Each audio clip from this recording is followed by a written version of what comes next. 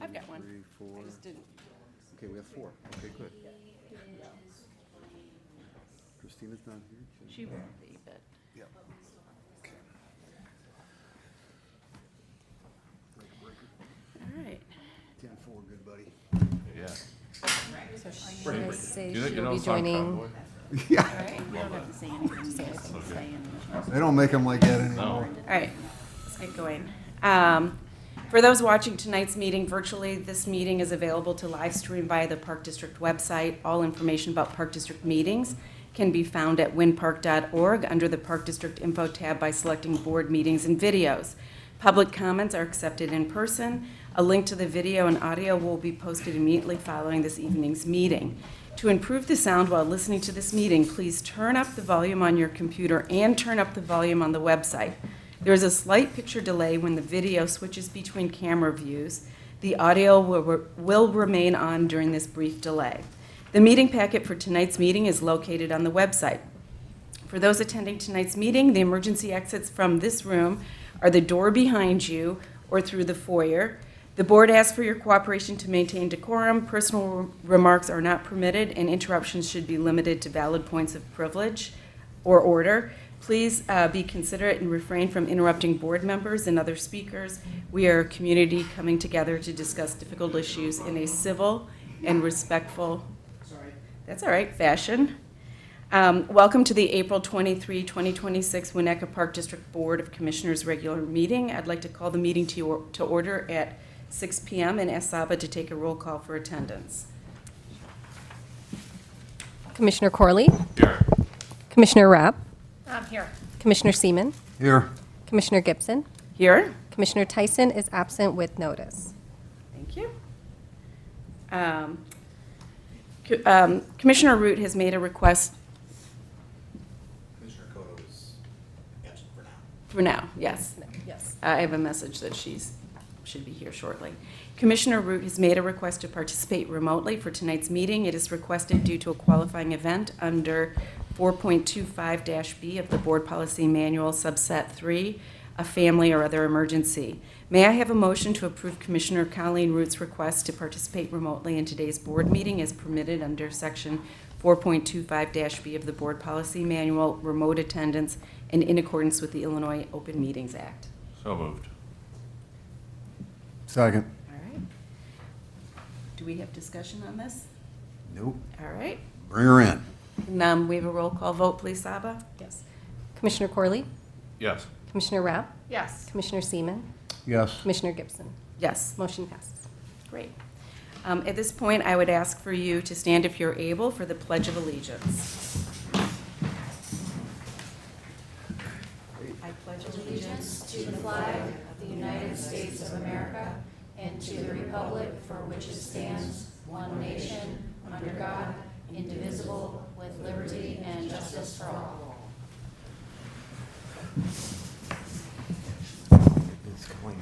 We have some public announcements. Is that you, Shannon? That is me. We have quite a few this evening. So first, I would like to welcome Malik Harper to the Park District. Malik is our new Director of Finance, and we are very happy to have him on the team. And then we're proud to have accepted a Village of Winnetka Green Award at the Village meeting on April 21st.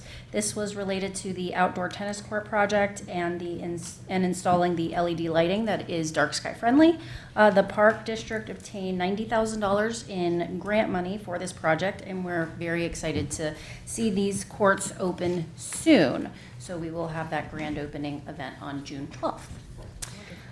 So also join us for the Winnetka Golf Club's season kickoff scramble on Sunday, April 25th. Please visit our website for registration and more information. Also this, Saturday, the 25th, I guess the other one was the 26th. Join Park District staff for a hands-on Arbor Day event. Learn how to plant and care for trees. Meet at 10 a.m. at the Golf Maintenance Center. And then staff will walk you down to our in-house nursery. All experience levels are welcome. Come learn, dig in, and help grow our community tree canopy. We will also have free saplings to give away. I hear they are red buds. So if you like that kind of tree, please come on down. Our staff is very happy to help you with that. Also, the Winnetka Ice Arena is proud to present A Night on Broadway, Winnetka Ice Arena's 50th annual ice show. Show dates are Friday, May 1st and Saturday, May 2nd. And purchase your tickets at the Ice Arena. And then next, I want to talk about two events happening simultaneously next week at Tower Beach. On Saturday, May 2nd, from 10 a.m. to noon, will be the annual beach cleanup and Tower Road Beach Playground Design Open House. So head over to Tower and help get the beach ready for opening day at the lakefront. Each family that participates in the beach cleanup will be entered into a raffle to win a free family beach pass for 2026, and you can register on our website. In addition, we are hosting a Tower Road Beach Playground Design Open House. So stop by to give us your feedback on what you'd like to see in the redesign of Tower Road Playground. Share your ideas and vote on preferred playground features and amenities. Your feedback will help guide our park planners in creating a playground that reflects the needs and interests of our community. And then lastly, the board is tentatively planning a special meeting on Tuesday, May 12th, 2026 at 5:30 p.m. here in the community room to have a study session conversation on zoning implications for the park district. Thank you, Shannon. Sorry about my noise here. That's okay. I would like to request if there are any changes or additions to tonight's agenda. Just consent. So I do have a request to remove the March 26, 2026 regular minute meetings from consent agenda. Did you want to open that for discussion? Yeah, regarding the consent agenda, I'd like to remove that one. And I'd also like to remove 4.7 of the commissioner attendance at the legislative events. Okay. And I'm wondering if we can move those after presentations or further if Commissioner Cotto has not arrived before. She should be. She did text me and Okay. say she's coming. So let's move them before unfinished business. Okay. Is that okay? Yeah, that's great.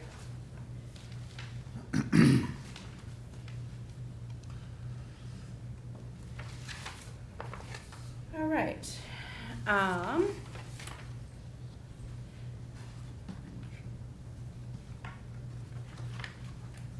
May I have a motion to approve the April 23, 2026 regular meeting agenda as amended?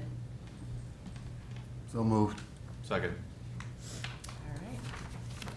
Do we want to have any discussion? No? All right. This is a voice vote. All Aye. in favor? Aye. Aye. Opposed? All right. We're going to move on to section 2 to discuss a recognition or award that the Park District has received. And we will turn to Malik Harper for him to present this certificate of achievement that was received. Thank you. This is the award. The background on this is the Government Financial Officer Association, GFOA, founded in 1906, presented public financial officials throughout the United States and Canada. The association, more than 30,000 members of federal, state, and provincial and local financial officers deeply involved in planning, financing, and implementing thousands of government operations in each of their jurisdictions. The GFOA's mission is to advance excellence in public finance. The GFOA's established the Certificate of Achievement of Excellence in Financial Reporting Program, COA, in 1945 to encourage and assist the state and local governments to go beyond the minimum requirements of general accepted accounting principles to prepare annual comprehensive financial reports that evidence the spirit of transparency, full disclosure, and then to recognize individual government that succeeds in achieving that goal. In discussion, the Winnetka Park District has been awarded the Certificate of Achievement of Excellence in Financial Reporting for its annual comprehensive financial report for the fiscal year ending December 31, 2024.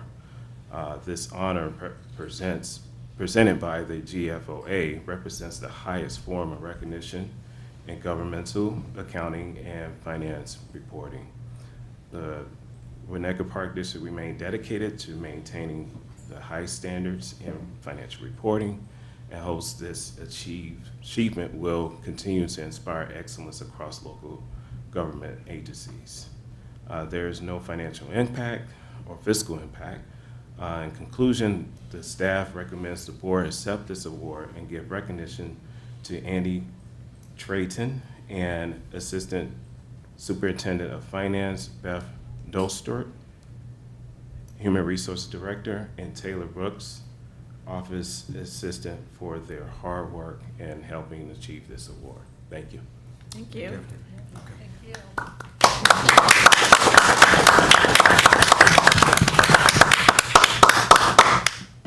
On behalf of the board, I'd like to accept this award and give further recognition to the three staff members who helped achieve this honor, and that's Andy Trenton, Assistant Superintendent of Finance, Beth Dosert, Human Resources Director, and Taylor Brooks, Office Assistant, who is in attendance. All right, at this point, we're moving on to Section 3 of the agenda, and this is a public comment. This is your opportunity to address the board on any issue. When called upon, please come to the center position in front of the commissioners, stand at the podium, speak into the microphone, and state your name for the record. Please address your comments directly to the board. In accordance with Section 4.29 of the Board Policy Manual and as referenced in Public Access Counselor Opinion 2024 Pact 81900, each speaker is permitted to speak up to 3 minutes to provide public comment after being recognized. Speakers may not combine, transfer, or yield their allotted time to others. If you prefer to submit your comments in writing this evening, you may do so by providing them to a member of the Park District staff.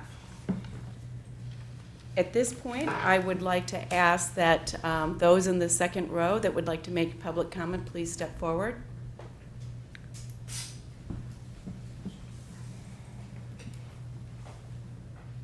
Good evening. My name is Brent Kozel, representing the Winnetka Hockey Club. I just want to pass along an exciting update.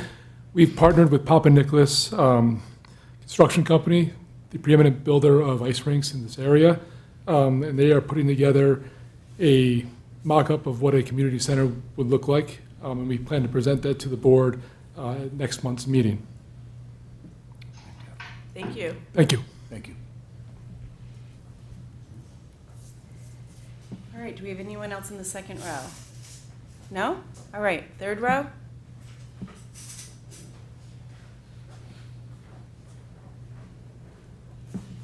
Good evening, Charles Orth. I just want to follow up on some of the comments that I had at the last meeting regarding the lightning warning for Northfield Park.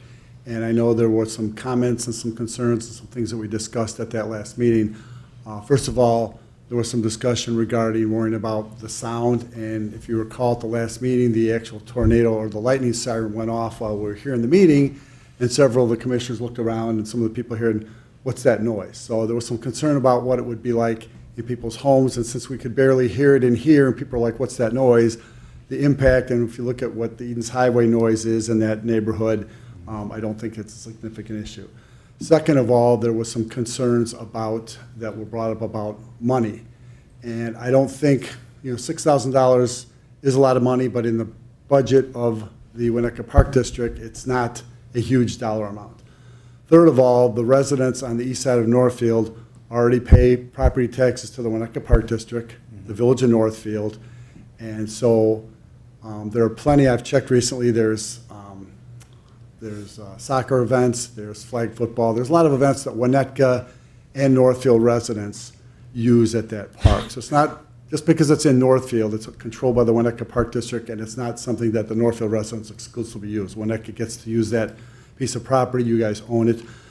So the problem that I have is brought up by one of the commissioners about splitting the cost, and I think you're then putting an undue burden on the residents of the east side of Northfield because we're already paying Northfield property tax, Winnetka Park Park District property tax, and then if you expect Northfield to kick in some money for this lightning warning device, you're asking them to pay 3 times. The thing is when you look at this device, it's about life safety. We've already had issues with people getting struck by lightning, and obviously people need to be smart enough to come out of the rain or storms, but as you well know, a lot of times lightning strikes long before it's really visible or before it's raining. So it's important. I think this is a huge safety issue that needs to be addressed and needs to be installed at this location. I've also checked with our fine gentleman over here, also with officials at the Village of Northfield. There's no real permits that are required for this. It's a basic, easy installation on the back of the backstop, which will then tie into the device that's over here at this location so that it's not going to need extra electrical. It's solar powered. So I think the only thing that the Village of Northfield required in talking to Steve Gutierrez, who's the Director of Community Development, was just a cut sheet from the electrical, if I'm correct. Is that correct? So it really wouldn't be any extra permitting or anything else that would have to be done. So I implore you, because of the fact that I've been in the life safety business for 46 years, that you look at this, install this, and I know budget time is tough, but I think it's important that it gets done. You can't always have people come out of the rain. So thank you for your time. And it was great to see some of you at the Chamber of Commerce event yesterday in Northfield for the Winnetka Northfield Kenilworth Chamber of Commerce. So thank you. Any more comments from the third row?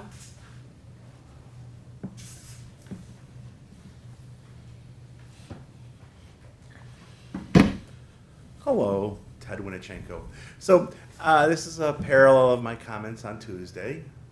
I don't know, some were there at the Village Council meeting. So first, I want to say that, I would like to apologize. If I've ever been uncivil, I'd like to apologize for that. I agree, civility is important. And it's a kind of a two-way street. But I try not to be uncivil. I can see that sometimes my comments might be a little bit hot-headed and direct, and I'm not very politically correct. And so sometimes that kind of approach can come off as aggressive or whatnot. But I mean, honestly, it's just if I'm saying stuff, I'm usually saying what I believe to be true, and I'm not making stuff up. So I am sorry, but I would ask that the Park District consider its own actions here.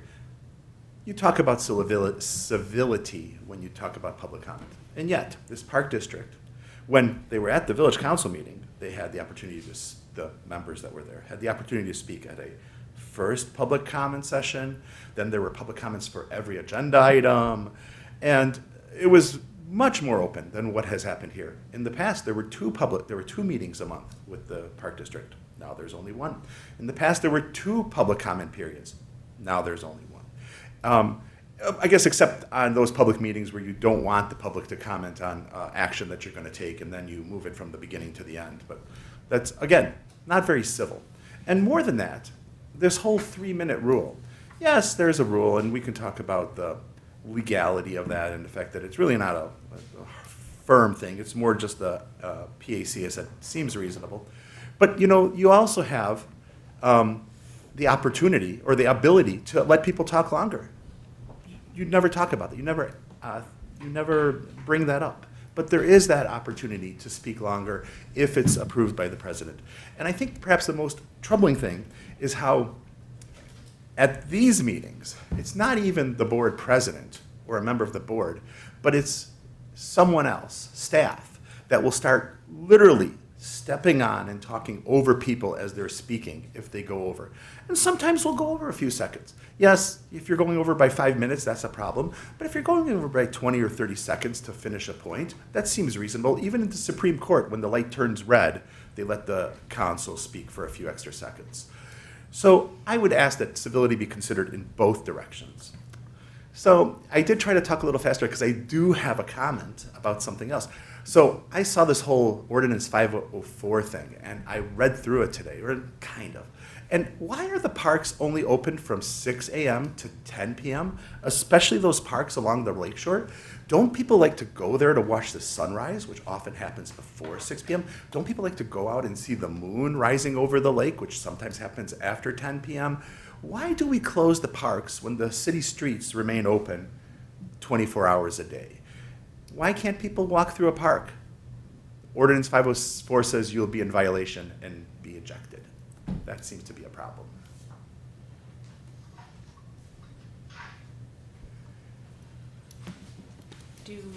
Do we have any other public comment? I can't see behind the podium if there's anyone else in the third row. Nope? All right.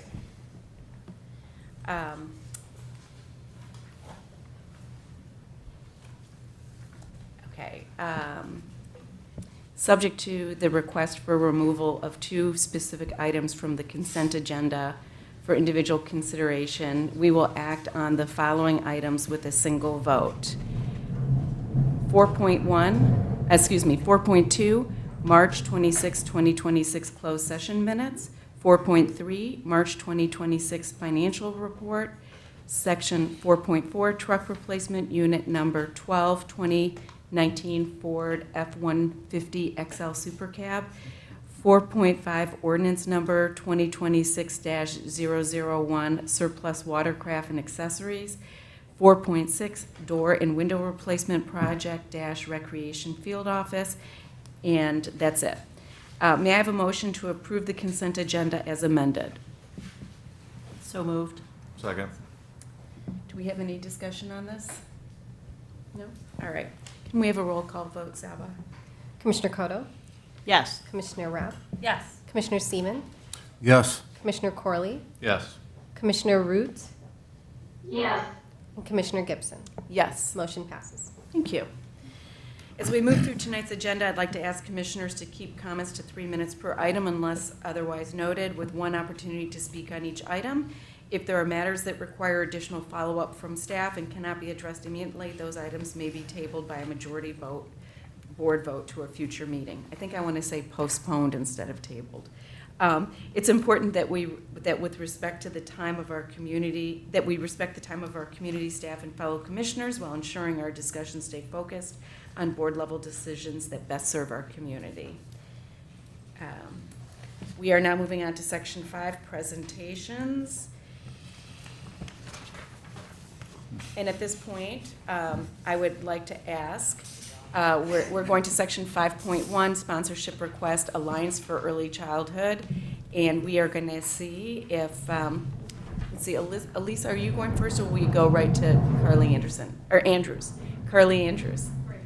All right, perfect. Emily Rose, Carly Andrews. I just wanted to start before Carly takes over. Emily Rose, I am the incoming chair of the Alliance for Early Childhood. We have a board of volunteers that run the organization in partnership with Carly, who's our executive director of this small but mighty organization. Many of you are probably familiar with the work of the Alliance for Early Childhood. It was founded here in Winnetka about 40 years ago, famous for, if you recall, TV Tune-Out Week back in the 90s, which has morphed over time. But I wanted to just highlight some of the key pillars that we currently have for the Alliance, and then I'll turn it over to Carly to talk about the relationship. But at the Alliance, we are deeply committed to supporting professional development for our early childhood educators. So that is anyone in the pre-K through kindergarten space, and really birth to age 8. That is our mission and what we drive towards each time we're out there. We also are supporting the community, and specifically our youngest little learners. So our preschoolers and our kindergartners, and they are with us during our Let's Play events, which the Park District has partnered and sponsored with us in the past. And then we also provide parent programming. I mean, raising children today has changed in the last 10 years. It's changed in the last 40 years. We are driven to continue to provide parents and guardians the most up-to-date evidence-based information on the development of their children or the children within their care. And that's really the work of the Alliance. So we're thankful for your historic partnership with the Alliance for Early Childhood, and we remain optimistic that we will continue this partnership moving forward. So I'll turn it over to Carly. I know she's provided you a lot of information in your packet, but I just wanted to make sure that you knew that Carly and the Alliance has the full support of our volunteer board in the work that she does. So thank you. Hello, everyone. So we are coming and asking for, I guess that'll just stay as it is, your partnership for two beloved events that we have been hosting with you since 2018. The first, they both kick off our Let's Play series. The first is Fort Building Experience, a 2-day experience at Lloyd Park. And the second is a geological exploration at Tower Beach. And these events are beloved because they are the great, sort of dive into outdoor play experiences with the fort building. We have hundreds of folks that come to both events, and then our geological exploration brings together community geologists, both in Winnetka, at Northwestern, that come out to that event at the Forest Preserve, that come out and work with children in identifying the incredible geography that is a part of that particular beach. So we're requesting two things. $2,000 of your sponsorship will support the materials that we purchase. It will support our play facilitators and staffing of the event, our insurance for the event, and our marketing of the events. And we're also asking for your shared outreach and communications in order to work through your Park District networks to reach as many folks through your communication channels. We have over 4,000 participants in Alliance for Early Childhood events annually. About 40% overall are Winnetka residents. Our Let's Play experiences themselves, particularly the Winnetka-based ones, have much higher percentages, around 60 to 70%.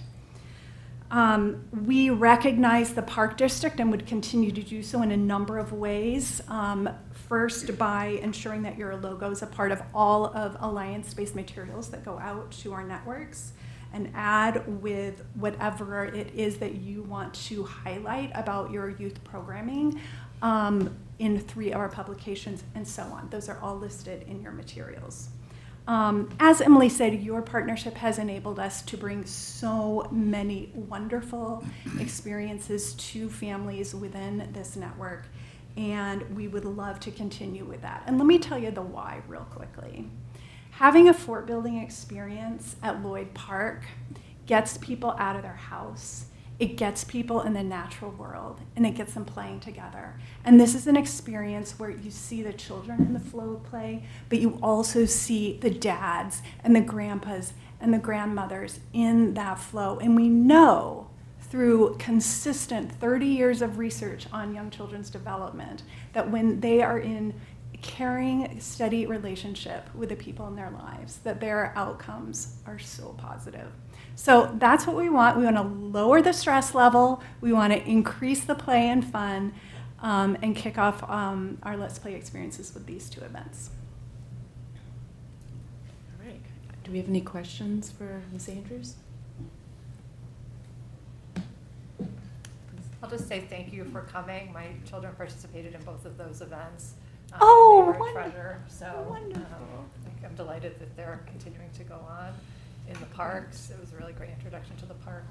And a tape without screens now is priceless. Right. So Right. thank you for running them. Absolutely. And I think, too, for your purposes, we have families of very young children. This is almost their first experience. And so for us, it's like, will they come back that following Saturday without us there? Because we've given them the tools for how to engage together. They don't need us. Like, can we remove ourselves and they then continue in that play? I think that's what's important. No, I as well.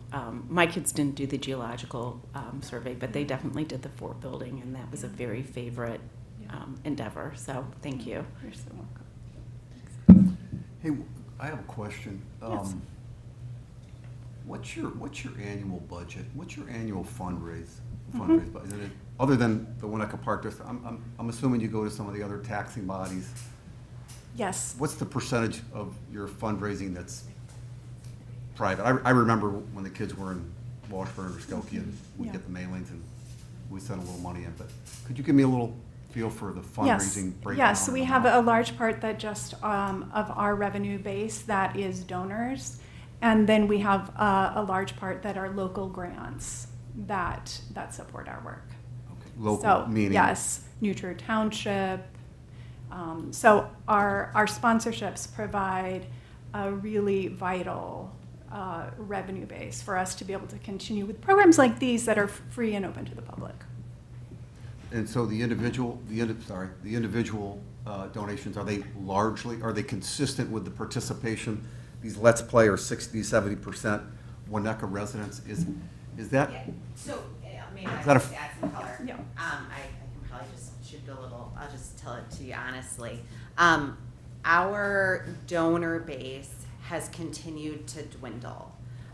So in terms of individuals coming to us and writing a check to Okay. support teacher tributes or just to support the Alliance in general. We have a small base of committed individual donors. So Carly has done an amazing job looking at our revenue model to say, donations are down from individuals. Where can we, so we continue to work with the Nutria Township in terms of looking to them for some more support, and their focus for us has been really on expanding into Wilmette. What can you do more in Wilmette?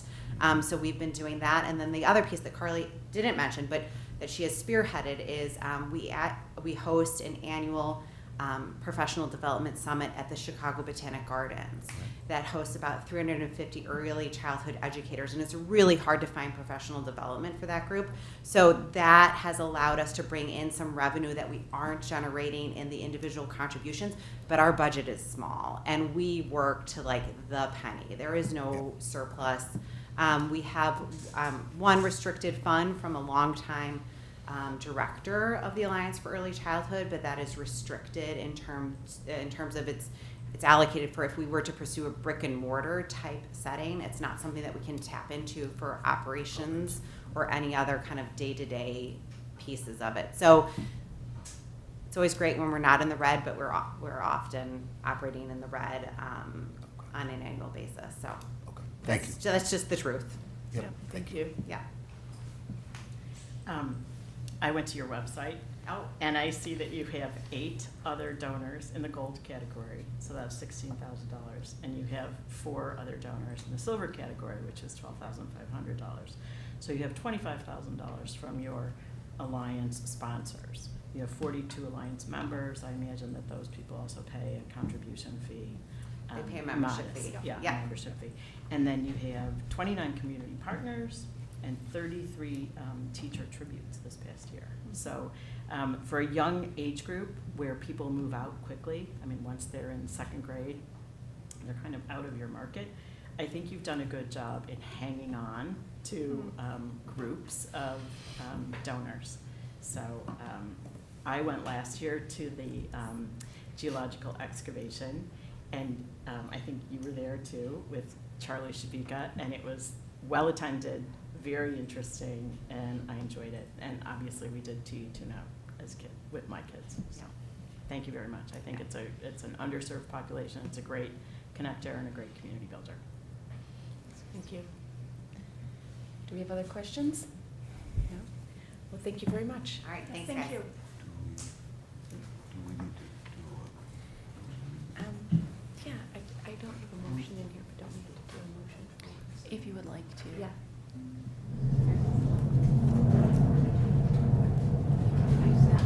Okay, right. May I have a motion to direct staff to fulfill the sponsorship request of $2,000 to the Alliance for Early Childhood? So moved. Second. Do we need discussion on this? Would anyone like to discuss? Nope. No? All right. Can we have a roll call vote, Sala? Commissioner Seaman, Yes. Commissioner Root, Yes. Commissioner Corley, Yes. Commissioner Koto, Yes. Commissioner Rabb, Yes. Commissioner Gibson. Yes. The motion passes. Wonderful. We are now moving on to the 2 items that were taken out of consent. The first is Section 4.1, March 26, 2026 regular meeting minutes. Does anyone want to discuss? Yes? Yes, I'm willing to discuss. I had provided some feedback on the meeting minutes. Some of it was incorporated. I had some additional feedback. I think staff are still digesting that, so I would just like to give more opportunity for that process to happen and come back and relook at them next week. And we can, next month. And we have 2 regular meetings, correct, Adam, to approve the minutes? Yeah. Okay, so we don't need to do it at our special meeting. We can just wait until the next, to the May Right, meeting. Right, So, to the May 23rd meeting. okay. Yep. May 28th, yes. Or 28th, sorry. So I would Today's just the say, 23rd. I think it would be helpful if staff could circulate them after you guys have had a chance to relook at them, so that we're not waiting until right before the Right. meeting where we'll approve them, and we can just have them done, dusted, and ready to go back in the consent agenda. Okay. And so, 4/7, right?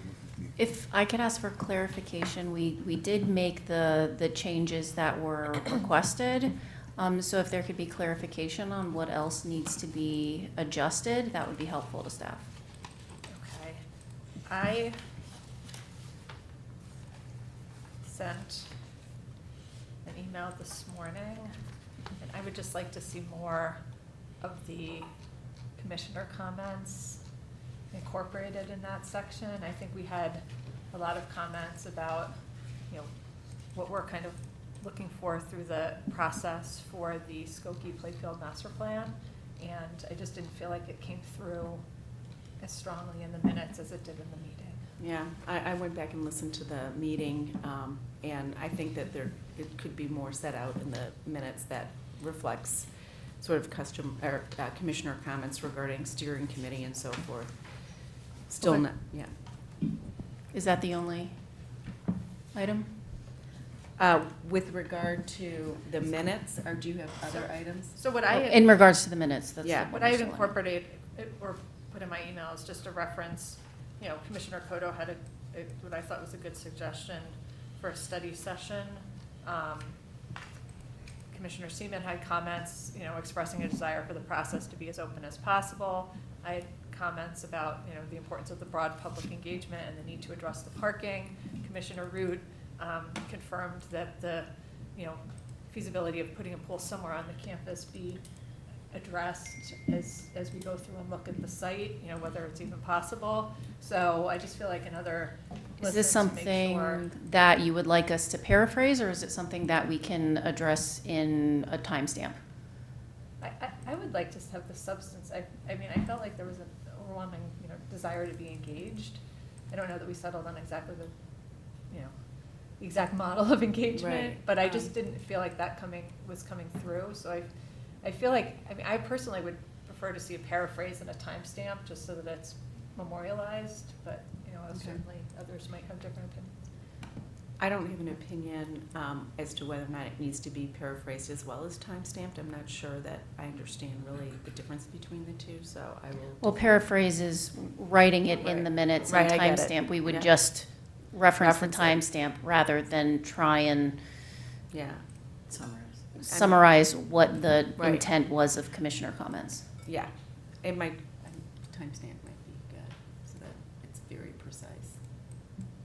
I don't know what you're looking for in the timestamp. Okay. Commissioner Kodo has her Yeah, hand all up, right. so let's. I have a hybrid solution. First of all, thank you for your attention to this. And secondly, my only comment was the steering committee for this board really should be the whole board. And that's how we approach the executive director search, because I think this board is pretty consistently a 5-2 board, and so to keep everybody together on the steering committee is helpful. Obviously, people may not be able to attend every steering committee meeting, but I think every board member should be included, number one. Number two, I think a quick paraphrase, Commissioner Kodo addressed steering committee composition, all board members at X is a perfect timestamp plus paraphrase. So like 5 or 6 words plus a timestamp. Does that help you? Yeah, no, I think Okay. that's good. And that might just speed things up. Yep. Okay. All right. So we want to postpone that? Postpone it. Yes, Do you we want us need to make a postpone motion it. to Yes. Postpone it Yeah, to I think we the should. May regular Yes. board meeting. Yes, I don't have the date off the top of my head, but it's, May 28th. yeah, Okay. May 28th. I Yeah. think we should. We should. And the next item that was on consent. You need to have a motion. Oh, excuse me, to postpone it, okay. Yes. So moved. Sorry. So moved. Should I just say it though first? Yeah.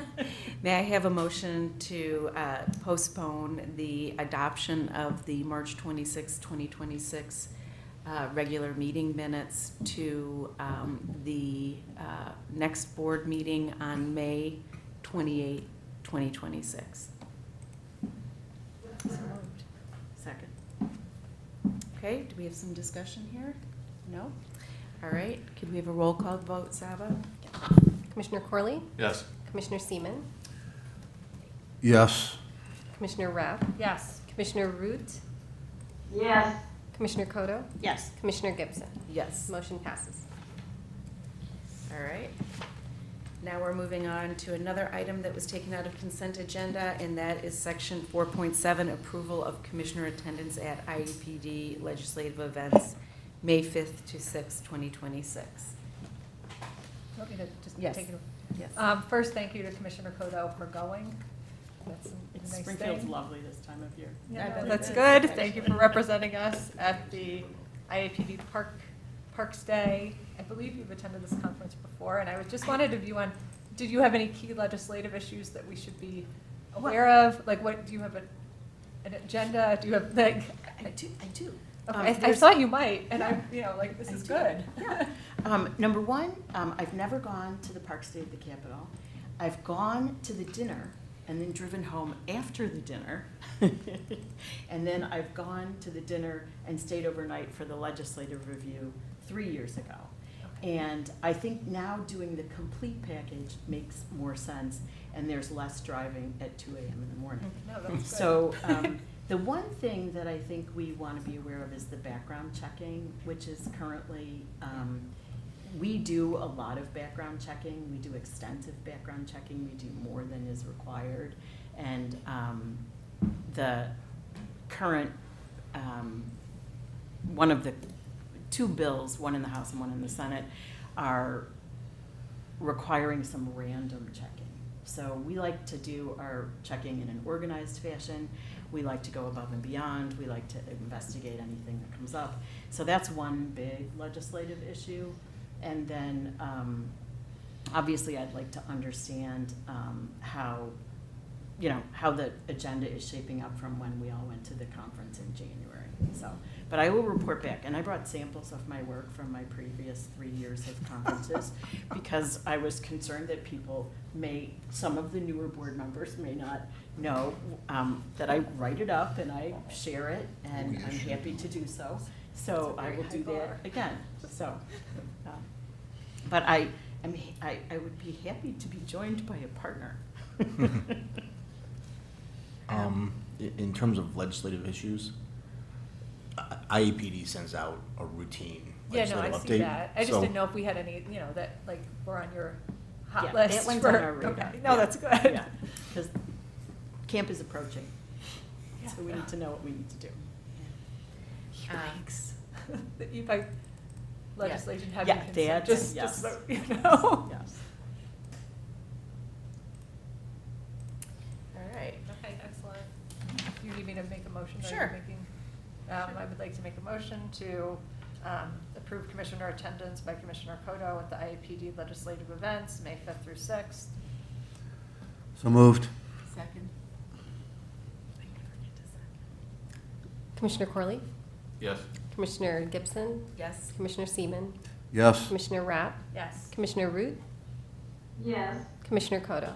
Yes. The motion passes. Thank you. We are now moving on to section 6 of the agenda, unfinished business, section 6.1, Elder Lane and Centennial Beach, Park Beach update from Costa. Thank you. Just want to give an update here. The park board did ask for this to be a standing agenda item, so we'll make sure that we continue on through this. The staff was able to present at the design review board a public hearing on April 16th for the Centennial Dog Beach fencing plan. At that point in time, there was a brief presentation by staff along with presentation from the village staff members as well on the subject matter. At that time, the Design Review Board did deliberate and decide for recommendation of denial at that time. They asked that the village attorney put a findings of facts together, which will then be re-reviewed by the board, the Design Review Board, for consideration and approval at a date certain, or a date to be determined.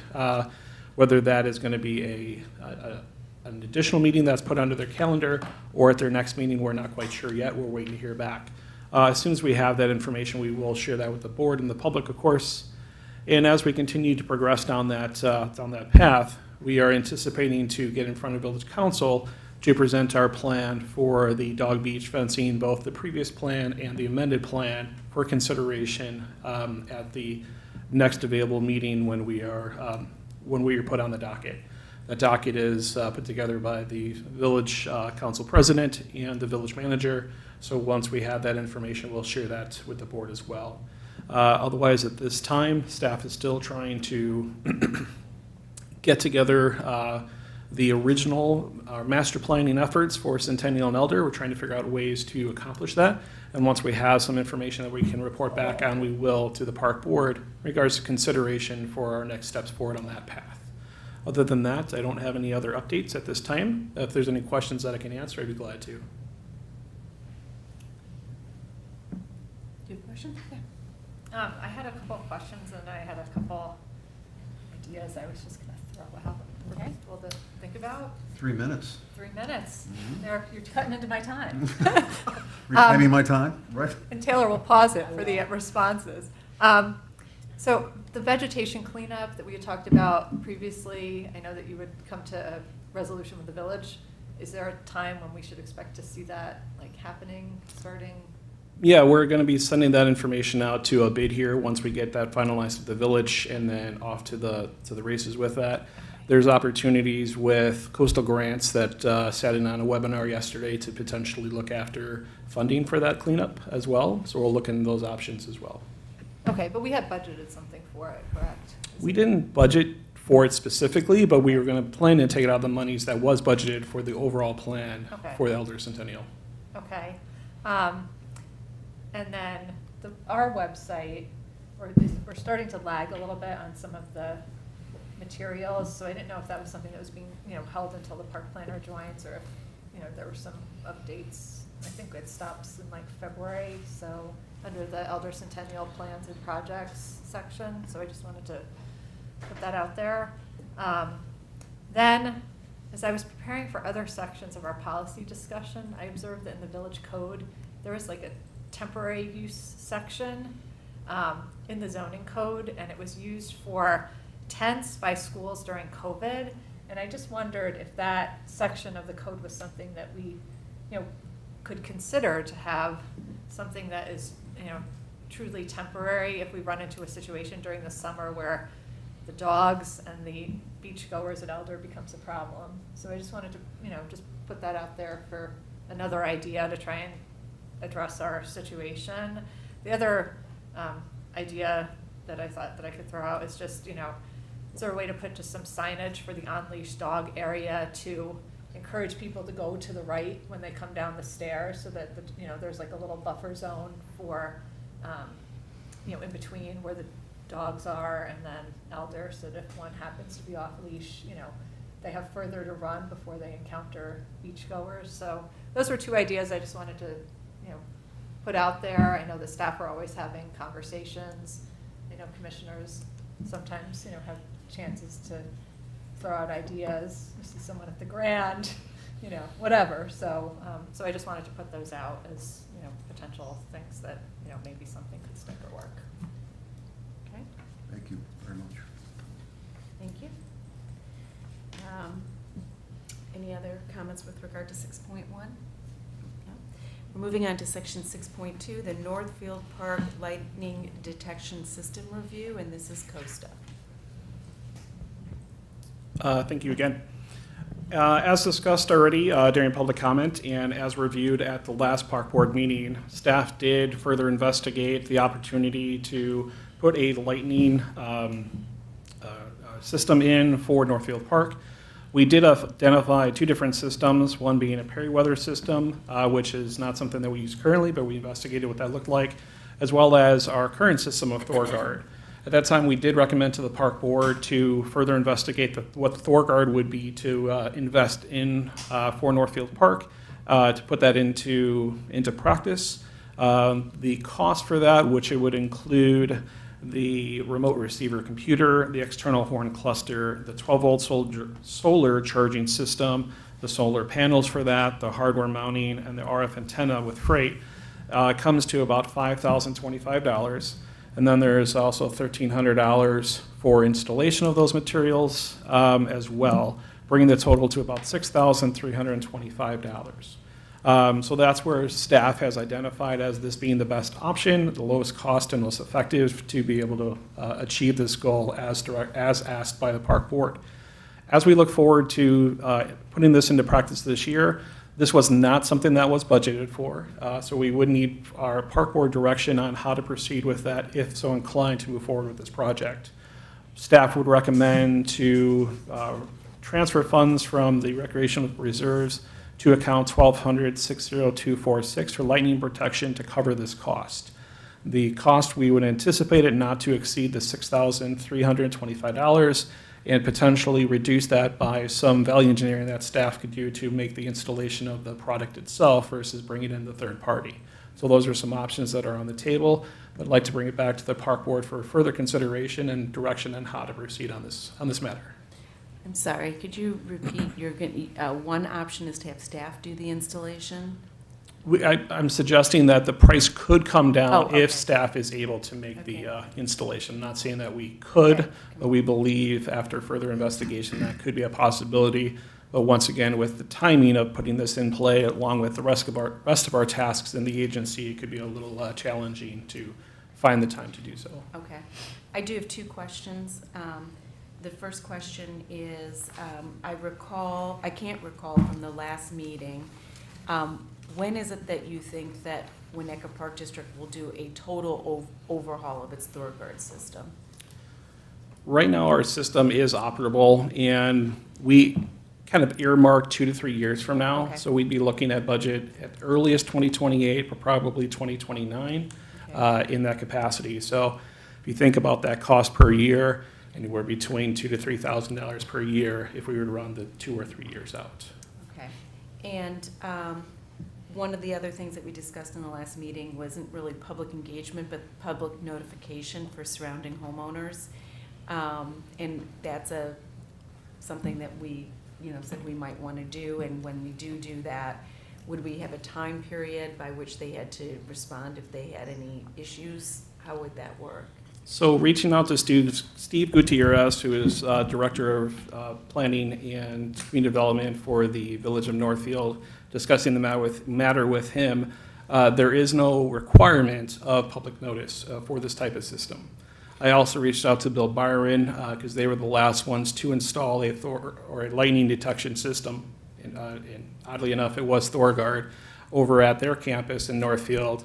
And when they did so, they didn't have anybody complain or have any issues. The location that we've identified from the installation of the unit is centrally located in the park, and it's furthest west in the park as well, so basically abutting frontage road right against the tollway. So we do feel that that would drown out the noise as much as possible with the static noise that does come off the freeway. But we can reach out to surrounding community members, whether it's, we put together a 250-foot radius around the park, reach out to those neighbors, or whatever distances the board would like us to do. We could do that, but it's not a requirement that we would have to. Okay, and you're able to set the timing of the system such that it would only go off while the park is in operation. So it's not going to go off at midnight, Correct. say. Yes, Okay. the unit would be based off the unit here, and the hours of operation are those of the golf course essentially. Okay. So yes. Okay, that's it for me. Can I- Commissioner Rapp? Sorry, Sorry. Just to confirm well, first I'll say, I'm definitely supportive of this. We have it at our other fields that are in Winnetka. I think we should be supporting the Northfield field in the same way, especially since, it is now being used regularly for athletic use. I am in support of advising the community. I am curious with what you just said, because I know that during the last, storm period that we had in Winnetka, I definitely heard the storm siren going off at, was that not the Thorgard and it was something else? I mean, I definitely heard sirens like at 5:30, whatever. It I might have don't know been a exactly what time it tornado. was. Might be the tornado. Yeah, which is different than Thorgard. Okay. Yeah. Okay. And does this do like the 10 o'clock on Tuesday, or is that just the tornado? The tornado's completely independent. This siren Okay. would not go off unless it alerts it because there is a, the conditions permit where lightning could happen. Okay. It's not a detection system, it's a anticipated alert system that senses the static electricity in the air to then sound the horn saying that a lightning event could happen because conditions are. Okay. Well, clearly based on my lack of understanding of the different sirens that I'm hearing here in Winnetka, I do feel like some education of the surrounding neighborhood so that, in the event that they do hear it, that people know that it is not the tornado siren. It's like, I do think some 10 a.m. on Tuesday. communication so that they know what it is. 10 a.m. on the first Tuesday is the emergency alert system. What? 10 a.m. on the first Tuesday of each month is the emergency alert system, Okay. which is just the, I just don't even know. Just So this will not go off at 10 on Tuesday in Northfield. It This will only go off when during there's an lightning, event. when kids are on the field, when the field is programmed. No. It doesn't During- know if when there's the kids on park's the open. field. It's always on. When the park is open. When the park is open. When the park is Yeah. open. Yeah. Okay. Can I So ask it a is not question? going off at 5:30 in the morning. Okay. All right, yes. Can I, Shannon, what would you suggest in terms of neighborhood notification? What would you suggest, yes or no? I think any communication we can provide to the surrounding community is a good idea. Just to be fully transparent with our neighbors, to make sure that they're aware of what's going on and give them the opportunity to say, whether or not it's something that's going to impact them or not. It wouldn't determine necessarily a decision one way or the other, but I think informing the community is a good idea. I think the radius that Costa mentioned is appropriate. And if you give the community, say, a 30-day time frame from the time they receive the letter to voice any concerns, anything like that, I think that's appropriate. Yeah, I would just suggest if you do write that letter, it sounds like there's been reasonable coordination with the Village of Northfield, and we're not just unilaterally deciding to do this. We've been encouraged to do it, and we are fully funding the purchase of this system. So that would just be my suggestion, but I'm supportive of it. We have to do it. It's safety. Yeah, definitely it's safety, number one. That's the biggest message that you stress in the letter. And then the second thing is the funding. I'm wondering if it's an eligible expense for the Winnetka Parks Foundation. I'm wondering if the Village of Northfield Fire or Police has any interest in contributing, or the Village of Northfield. And it's a shame that Mr. Orth, our representative from Northfield, had to go, because I would love to ask him to champion this, even on a nominal basis, for a contribution for funding. So that's all I have to say. So I want to maybe ask the question about the notice period. I do feel some urgency if we're going to put this in, to put it in, sooner than later. So do we give a 30-day notice period, or do we have a 15-day notice period? Say they, just what do we think as a board is an appropriate time so that we can sort of split the baby in terms of, getting this system installed? What I see is if we wait 30 days and then Costa starts the installation, it could, particularly if our people can't install it, or maybe even if ours do, it could take even longer. So we're, 1 month away from the end of summer.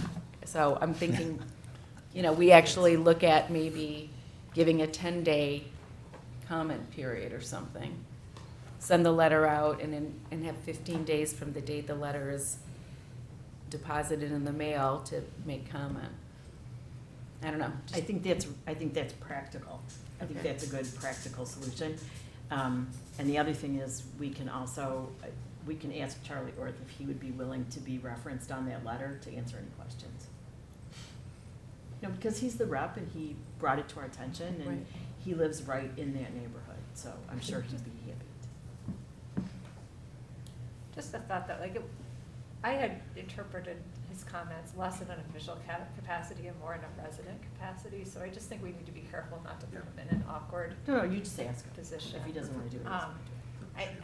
I mean, I feel like it's not super controversial. I mean, I feel like the more important piece is educating the residents to be like, you're going, you might hear this go Right, off, and this right, is right, what it is to right. me.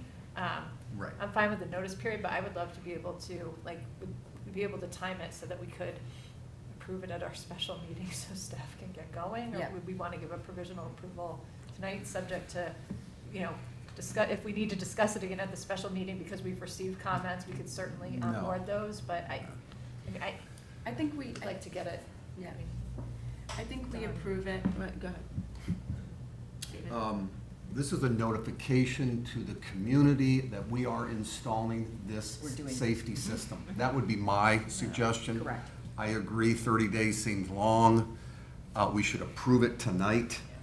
I commend the gentleman from Northfield who has kept honest about this, and it is about safety. Let's approve it. Let's notify, not necessarily seeking approval, assuming that we've obviously had substantial discussions with the Village of Northfield, and let's get it done. That would be my view. Agreed. I'll throw in one more comment. I agree, it's not controversial. It feels like it's a park that, you know, got forgotten in the lightning alert Yep. system, and we're just remedying that. But I like the way that I think Christina put it, letting people know so that they can let us know if they're gonna be impacted. Like if we are gonna put it on one end of the park or the other, you know, like if everyone is like, okay, lightning alert, that's fine, or there's a couple, you know, questions about how loud it's gonna be. But if there's somebody at one end who has some, you know, sensitive reason why the noise will bother them, be nice to know. Like you know, if I lived in that neighborhood, I'd like to know and like to feel like my, you know, feedback was welcome. But not, yeah, not conditional on the installation, yeah. Okay. Go ahead. Are we able to email these people, or were you envisioning mail, or both? Were you envisioning emailing these people, mailing? Regular mail, that's how we would determine the addresses. We Okay. don't necessarily have everybody's emails. Okay. I'm going to give a try at a motion, okay? May I have a motion to authorize a budget adjustment of $6,325 from recreation reserves to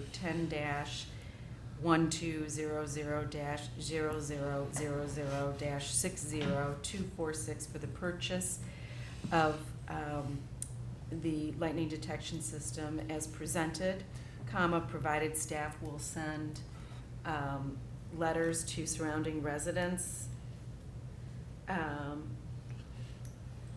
requesting or notifying them of the installation of the system. What's your date for planned installation? As early as Yeah, X it or? doesn't have The unit should be able to be shipped within a week's time. Coming from Florida, say about another week. So I would say within 3 to 4 weeks, so Okay. basically this time next month, Okay. tentatively. It's okay. So, So moved. so notice provided staff will send letters to surrounding homeowners notifying them of the planned installation. So moved. Second. Okay? We had discussion, okay? Everyone get on Is discussion? that clear enough for you, Costa? Just to affirm, we're fine with the 250-foot radius of the park boundary, correct? Yeah. Okay, just Yeah. want to affirm. Thank you. Saba, can you do a roll call vote, please? Commissioner Root, Yes. Commissioner Seaman, Yes. Commissioner Corley, Yes. Commissioner Kodo, Yes. Commissioner Rabb, Yes. Commissioner Gibson. Yes. The motion passes. Okay. Now we're moving on to section 6.3, policy manual update, chapter 5. This is a continuation from last week. from last month, the meeting last month. And I think there were some,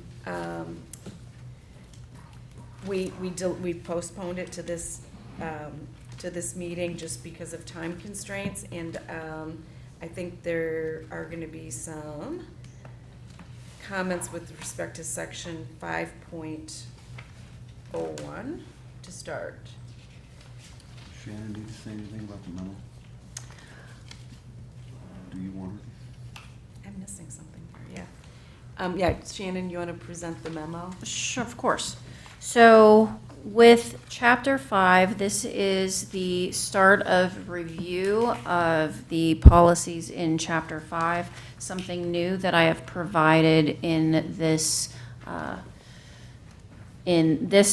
agenda item is a crosswalk that shows all policies in Chapter 5, and I will do this going forward to show where the different policies lie in regards to their approvals, where they have gone, have they moved, have they changed, what is our status on those, and where are those covered in items in regards to accreditation, whether it's the national accreditation or Illinois state accreditation. So that information is provided in your packet. And if you would like to go through specific policies first, or if you would like to go policy by policy, I will take the board's direction on how you would like to move through these. I have one edit. Hey, You decide. Can I ask a question? Yes. Are, the spreadsheet's a lot of work. Yep. With some good colors in there. Nice, clearly defined key. Seems like a lot of policies. So my question is, are we really going to go through all these policies tonight? I know Not there's- all of the ones that are in the crosswalk. It is only the ones that are within your packet. What I provided in the crosswalk is all of Chapter 5, just so you see where we're going in the future. Okay. But what's in your Resolution. packet tonight are 501, 503, 505, 506, 507, 513, 522, 1408, and 1409. That's all, Dave. Just those. Okay, so. That's the message, don't delay, because there's more coming down the pike. That's the message. I know I'm, okay, that's a lot. I'm moving into the camp of Commissioner Rapp that we need to have a special meeting on policy. I mean, we can try to get some stuff done tonight, but it's terrible to go through all these policies. I believe, one commissioner, I would suggest that we have a special board meeting specific and only to policy. That's less terrible. Hmm? A special meeting is less terrible. It is less terrible. It is less terrible. 100% policy meeting? Specific and only to policy. That's only because suddenly David's going to be absent. Yes, I would probably not participate. Okay. So that's my suggestion. So, I have a suggestion. You're running this, so if you want to do like 501, 502, 503, whatever is in here, section by section, I just have one 2-word edit for 501. Okay. And that is on page 72 of our policy manual, which is 501, and it's letter C. And it just says, the strategic plan shall be developed and administered by district staff under the direction of the executive director and presented to the board, and I'm adding for approval upon finalization of the plan document. And that's all I have for 501. Agreed? Is that a motion? I'm just offering it up. I will make a motion if we agree on that. I could talk about, I just want to thank Executive Director Nazal because they have put a ton of work into the strategic plan. It looks like it's going in a very promising direction. I appreciated that it was clarified that staff are prioritizing it based on the needs assessment as well as the feasibility of staff to get things done, which I am in alignment with as an appropriate prioritization method. I personally, which you will be surprised about, have no desire to wordsmith the document format that I saw, because, like. It meets with your approval. I feel like the process has been good, so I am in support of what Commissioner Codo represented. All right. Any other discussion? All right. We always do the discussion So first. so is this specific and only to 5.01? Is that what Yes, we're- it was my comment. That's what you're talking about currently. I mean, I'm having some trouble with the connection. Whoa. Please try again in a moment. Oops. That's me. So I'm often of two minds. I don't know if that means for my mental health, but I worry about becoming too involved in the strategic plan because it is greatly detailed. But by the same token, I do feel that the board has a responsibility for the plan overall. So I'm of two minds. I'm either happy with Commissioner Coto's language suggestion, or I'm not sure it makes it that much better, but to say that it's automatically approved unless the board deems otherwise, I don't know that that makes it any better. I just trying to think of a way not to be quite so involved, but by the same token to have some sort of, 5,000 feet up responsibility on it. I think So. as we handle these small doses of policy throughout all these meetings, I think we're gonna get really good and swift at policy. That is my fervent hope. Consequently, I think that we can chip away at these things. That's my, All right. I'm optimistic. So do you want to make a motion? Sure.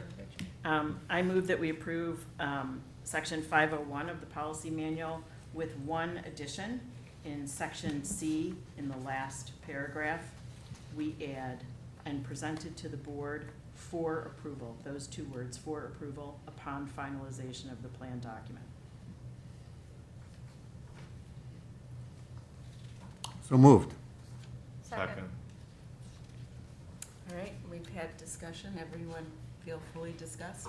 I have a procedural question. When she says that, isn't that the motion? That's the motion, And yeah. somebody has to Right, second? sorry. I was, Right. Oh. yeah, that is the motion. Yeah. Yeah. That's okay. That's okay. It's triple. Just triple. Sit back Triple in your moved. chair. Right. All right, We've discussed. we've discussed it, so that will be a roll call vote, Sally. Commissioner Seaman, Yes. Commissioner Corley, Yes. Commissioner Root, Yes. Commissioner Rapp, Yes. Commissioner Kodo, Yes. Commissioner Gibson. Yes. The motion passes. One down. Look at us go.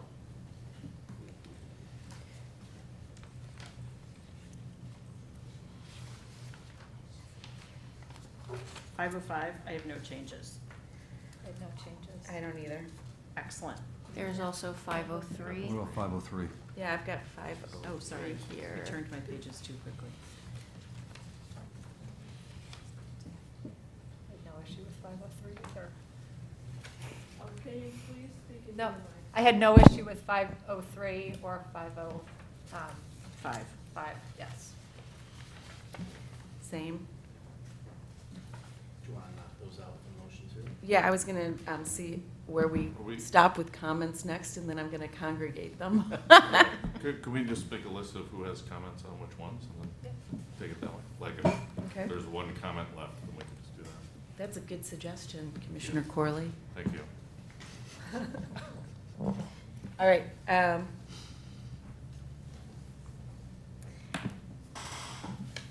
In my notes, what I had from commissioner comments were there were comments on 506 and 1409. yes, that's what I have. Otherwise, those were the only ones that I noted any comments from commissioners. Yes. I guess I would just bundle 513 with 1409, just because it's like replacing, you know. Sure, yeah, that makes sense. Okay, so we're all the way to 506. Does someone have a comment on 506? I have a comment on 506. Let's do 503 and 504. Madam Chair, this is Commissioner Root. I also have a comment on 506. Okay, very good. Since we have not even heard you yet, would you like to start? Mine, due to time constraints with respect to current events in my household, I don't have a proposed language. My concern on the naming rights is that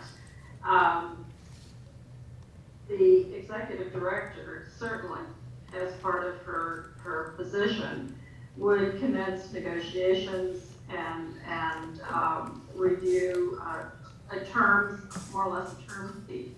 My concern is that I view that this issue is a partnership between the board and also the executive director. And so I'd like to see some language incorporated within the second paragraph of that section where the executive director will provide continuous notice to the board of the status of discussions and also the terms of any naming rights proposal.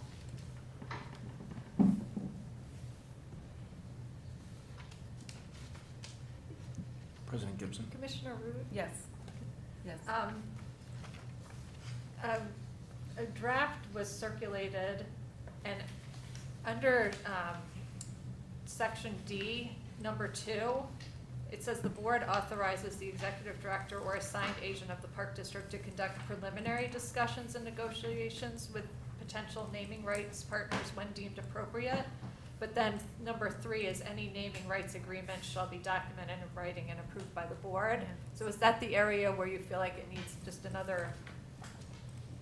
Again, my concern is that there may be a proposal that comes in that goes pretty far with staff negotiation and discussion, the terms of which may not be clearly communicated to the board, and in the interest of good relationships with all members of our community. I think it's very important that the board be advised early that there's a request and that the board be continuously informed about where that request may be going with respect to terms so that there are no surprises. My goal here is really keeping peace in the kingdom between the district and the community.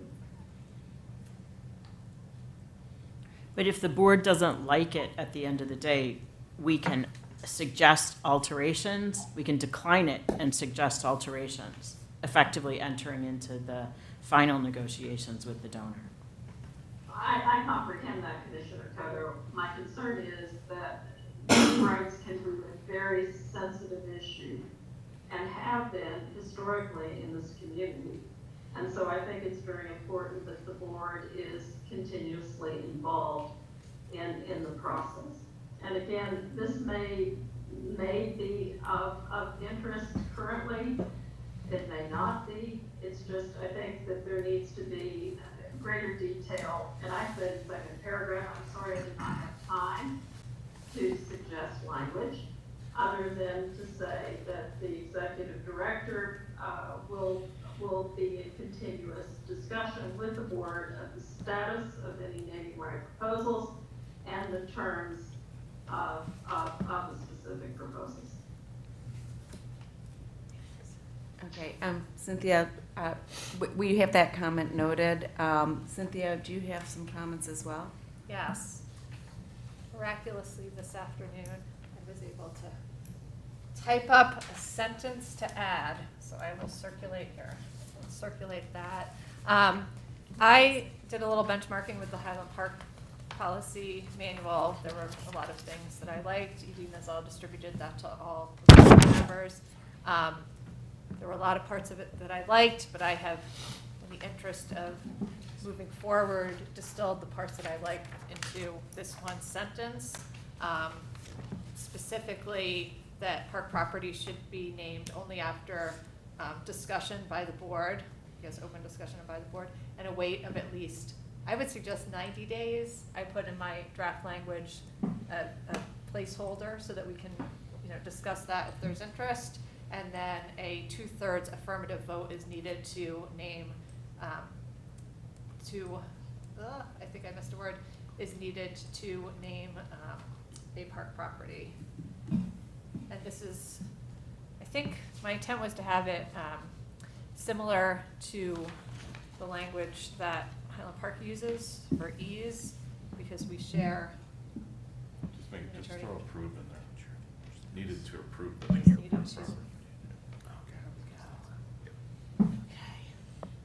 The name of a park property. Just because I think that naming rights, kind of following on what Commissioner Root said, I think that it's important to have the community have a chance to digest the plan.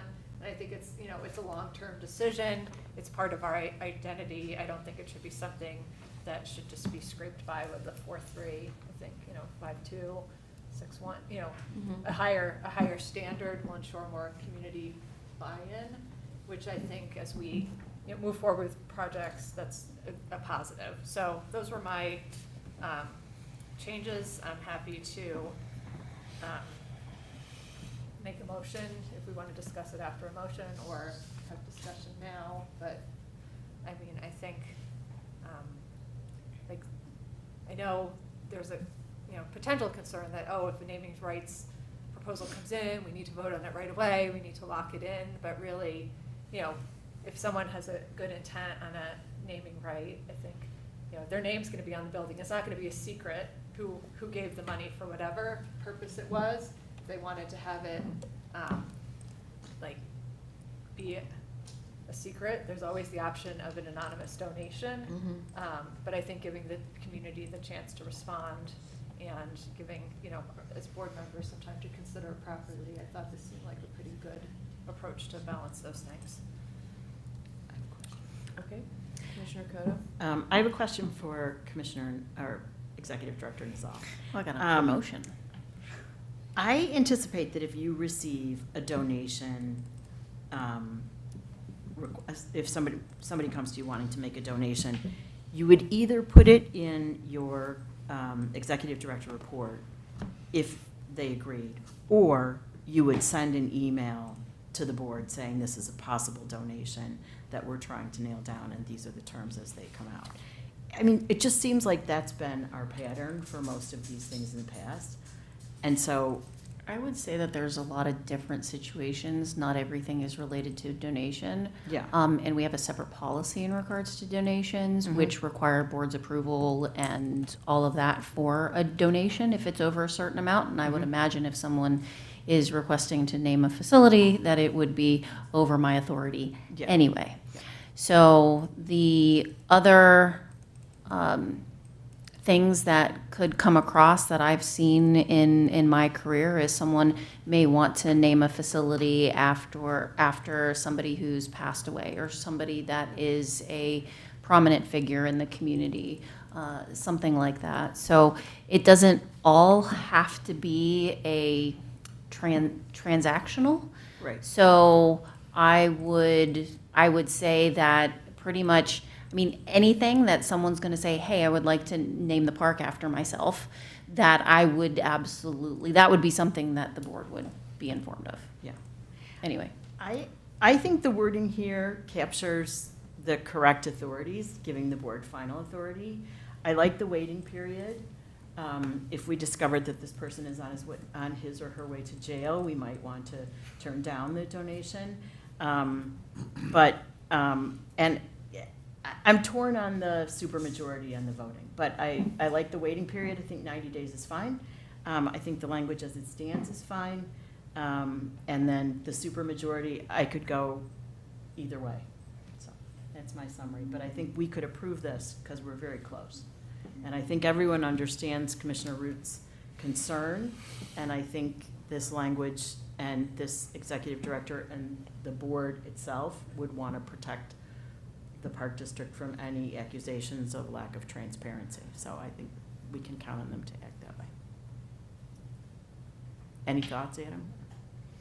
David? Can I make a comment? Of course. The board reserves the right to remove or modify a naming designation if circumstances arise that are inconsistent with the mission or reputation of the district. That's good. Obviously, the contract that we would sign with someone who has naming rights would be critical, such that we would have unilateral rights of termination. Listen, naming rights are sensitive. I think we should have this. I've talked to Commissioner Rapp about it and others. I think 90 days is terribly bureaucratic. I'm for less, and as we spoke in our pre-board meeting, well, from what? 90 days from what? 30 days from what? From what? The initial board discussion around. I mean, I would be very surprised. Listen, if we have a naming rights, we have to bring it to the board, and then there should be some type of, well, notification period. I think 90 days is too long. I'm really a 30-day person. Cynthia's happy to go 60. We're very Yeah, close here. you know, listen, we can come to a consensus on that, but the boards, it seems like when I read the entire 5.06, the board is all over this. I agree. Like, we're Shannon and Adam we've got board approval all over this thing.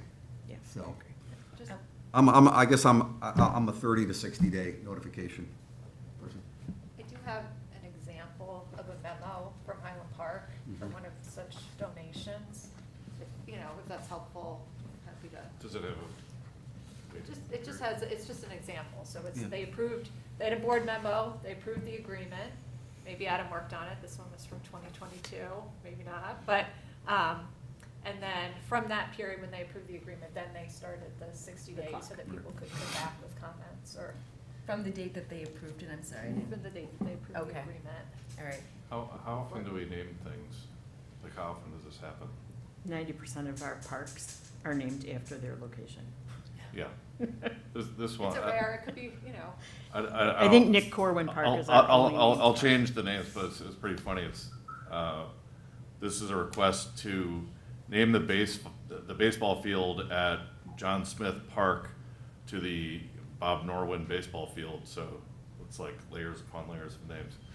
For like 400,000, like, Huh? for 400. Well, we do have That's a examples. good point. Yes, it is 300K. But, I mean, I like, get we're it. doing a master plan for this whole campus, Scott. We're gonna have stuff coming out of the woodwork. I would just like to say that we have present in our public gallery the person who ferried through the naming for Nick Corwin Park. Yes. Yes. Right, Susie? Yes, that's correct. And it wasn't seamless. No, it's Um, not. Not at all. So, this is something that we've been doing that is a little like worrisome. And this is wordsmithing during a meeting. Yeah. So what I would like to do is take your I would like to understand the components of what you're looking for. And then we'll work on the language for it and postpone this adoption of this particular policy to next month. To our special Or meeting. to our special meeting. Just because I don't want to be doing all this wordsmithing in the middle of a meeting. And I missed the word approved. Smart. So, Right. yeah, no, I'm There you good go. with that. Okay. We didn't have a Yep. chance to discuss these live, to Right. put out No, the substantive exactly. comments at our Right. last meeting, Right, so. it's fine. So, And that would also give Commissioner Root, a thought to digest. Right. Some time to digest and, just feel Bless comfortable, you. which I think is good, to. okay, so, I think that what we've established is that the waiting period would be from the date that the agreement has been accepted by the board. Is that right? Presented to the board? Accepted by the Accepted board. by, okay. And then we actually have to provide some guidance on the number of days for the wait period. So I would like to make a motion for us to, I'm sorry. what? I just want to point out, the proposal that Commissioner Rapp sent around is for paragraph C. Right. Which is not related to agreements, it's just naming it all. It's But- in standards. But I'm trying to figure out what the trigger date is. Like, we can't just say that we have to But wait X I don't think days. we should refer to an agreement in this context, because this is a Okay. broader context. All right, well, this So is why can we don't say- want to wordsmith, so please Yeah. tell us what your thinking is. So it could be 90 days from when it's introduced Okay, to the board. okay. Okay, introduced to the board. And it From can only be introduction. introduced to the board when the board meets as a board. Yes. Okay, yep. Publicly, except publicly with that. Okay, so, Wordsmithing. I'm gonna make a motion, I'm gonna split the baby, make a motion for the number of days, so that we have directed staff as to what we want here. And so I'm just gonna say, may I have a motion that for the purposes of policy 5.06C, that the wait period shall be 60 days from the date the agreement has been introduced to the board. No agreement. I mean, the donation, or the naming request, sorry. You did say no agreement, that the naming request has been introduced to the board. Now, that's a motion. I want to direct staff as to So what moved. to say. Am I here. going to say Yeah, so moved? Okay, Second. Okay. all right. And any more discussion on this? No, all right. Can we just do I don't know if it has to be a roll call vote or just a voice vote? Let's just do It's preliminary. Yeah, so let's it's do a gonna come voice back. vote. Yeah, let's do a voice vote. All those in favor? Aye. All those opposed? All right. Now, is this one that you're postponing this one to a future meeting date? Yes, Or is this something that, okay. it's postponing because I know that when we wordsmith, it makes it like more difficult later if we. Okay, I just didn't know if that motion that you made was what we were putting in there and that was the I see approving your- it I see your with point. that. Okay. Or if we are postponing it You need a to motion a to future. postpone too. Uh-huh. Yeah. And we are May- giving policy direction for the number to be Okay. 60 days, right? Yes, can I restate that motion? May I have a motion to postpone adoption of policy 5.06 to the May 28th, 2026 meeting, and to give staff direction that under policy 5.06 standards, that Commissioner Rapp's proposed language be included, and that there be a wait period of at least 60 days from the date that the naming request has been introduced to the board. Do you want to accept the supermajority also? So moved. Do you want the supermajority too, though? I don't really, personally, I don't care, but. I don't care either. I think it would help us to have that going forward, to show that we have more support than when things just scrape by with a 4-3, and then we need to go to other approving bodies or seek support, it looks better if it's not just scraped by. So. Remember, this is also preliminary because you would be actually Right. voting on it in the Right, May 28th right. meeting. So- So this is just drafting it. Okay. And so I did say Commissioner Rapp's proposed language, which has been delivered to you, and we were just filling in the blank of days and also providing a point where it starts. So I think that we can say that that 2/3 vote is, proposed. Commissioner Corley just had a note that I have the vote is needed to approve the name of a park property. Insert the word. Noted. Yeah. Okay. All right. Okay, that's We approved 503 and 506. 504. Yes, we did. Well, no, we haven't approved them yet, but we're gonna go in once we figure it out. Okay. Do we need to second that? Is there a second? There was a We have second. Yeah. Christina She seconded. amended. Yeah, and we did the aye. Oh, no. Yeah, And then we voted all in favor. we did a voice vote. And no opposed. second one? No, not on the second one. You Oh. amended your motion. Oh, okay, I Your amended my original motion. My was apologies. amended. Okay. May I have a second on that motion? Second. Okay, and can we do a voice vote? Aye. Aye. In opposition? Any nays? Nope. All right. Commissioner Root, you're with the ayes? I'm with the eyes. I'm Okay. sorry, it's very hard for me to hear. Okay, And it sorry. appears that I am being broadcast on your screen. I cannot see the screen, so I don't know what is on the screen. You're there in your office. But if I am there in my pink shirt, that's great. No, I fully support, this proposal. I want to thank Commissioner Rapp, because I think, you have really identified with your proposed language the concern that I had on this section. So thank you. So the next policy that, for discussion,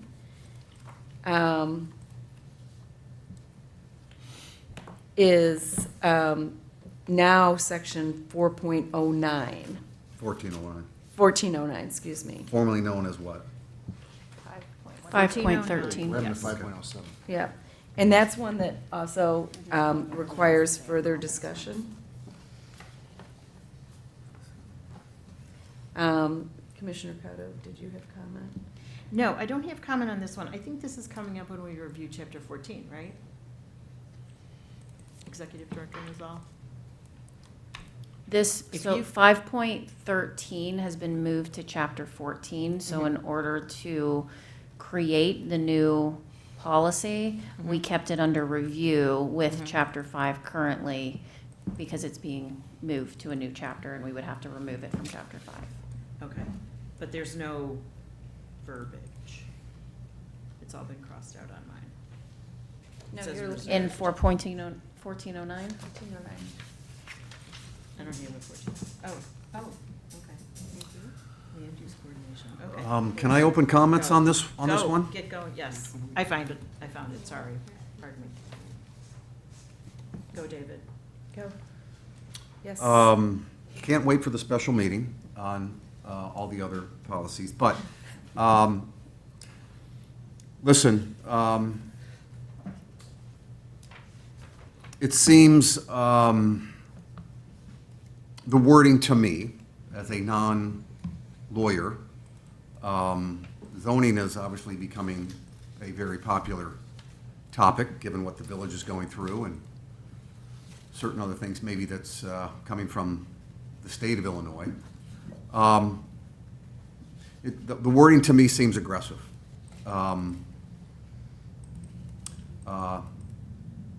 Like litigiously aggressive. That's my only comment. Thank you. Any other commissioners? Commissioner, okay. Christina, Commissioner? did you want to go? No, I have a quick question for Anna, Okay. if you've.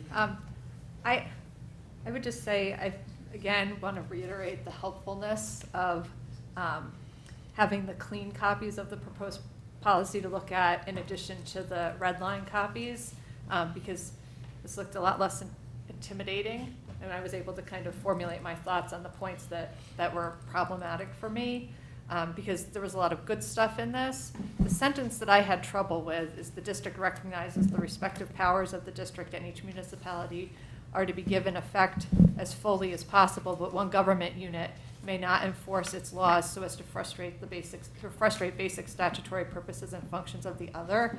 And I did not feel good about that. And when I looked to see the origins of that statement, I observed that it was from the amicus brief that was submitted by the IAPD when the Wilmette Park District and the Village of Wilmette were in litigation. So I thought, okay, how can we reframe this section to a way that is more constructive and more in line with our community values? And as we know, on multiple caucus surveys, I can't remember if it was on the most recent one, but intergovernmental cooperation has been a theme. So I thought reframing that as, intergovernmental, it is our policy to seek intergovernmental cooperation to serve the interests of the residents in each of these respective municipalities to execute the mission of the district. might be more, a direction of more appropriate language for the policy manual, because that's certainly, from my perspective, our goal is to be able to find a way to move forward with other bodies harmoniously. I know that we currently have a project that is not moving forward as harmoniously, but we certainly, have our legal remedies available to us.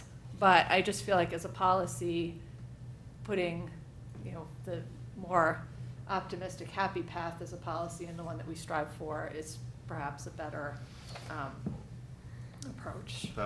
So specifically the frustrate sentence? That was the one that I felt like was most aggressive. But I feel like if that was true, then we would work harmoniously with the other governmental branches of the village, right? Like if they did not frustrate our basic statutory purposes, then we'd be in harmony. And when they do, then we're, we shouldn't allow that to happen, right? Which Like we shouldn't. which does not, it doesn't prevent us from pursuing that, but I just think as a policy, we should be going in the other direction than something so Can you aggressive. repeat your proposed language? And I didn't, like, this was a draft, this was like, the germ of it is, Right. the theme of it is the intergovernmental cooperation approach, which, on reading of the Wilmette versus Wilmette Group, there is a lot of reference to intergovernmental cooperation Okay. as the first path. It is the policy of the district to seek intergovernmental cooperation to serve the interests of residents in each of these municipalities. I mean, I thought it was very well done that E.D. Nazal recognized that we have residents in multiple municipalities. Right. My understanding is the cash in lieu for a big development project, we should be seeking support for parks and recreation as schools seek support for things. So once I understood that, I felt more comfortable. The other thing that troubled me about this section is that when we refer to the district may communicate concerns. It was not clear to me who the district was. Is staff able to communicate concerns to the village? Is it requiring board action? If it affects multiple park sites, does it require board action? I was trying to think of what the criteria are for what triggers a board consolidated view versus, what's a call from E.D. Nazal to the village versus what's a letter. So for example, the leaf blower ordinance that came up a few years ago, that was communicated by staff. It's a problem for us to not be able to use gas-powered leaf blowers on our parks and in our, especially in the golf course. Mhm. And so that required a timely position to be put forward as the village was considering it.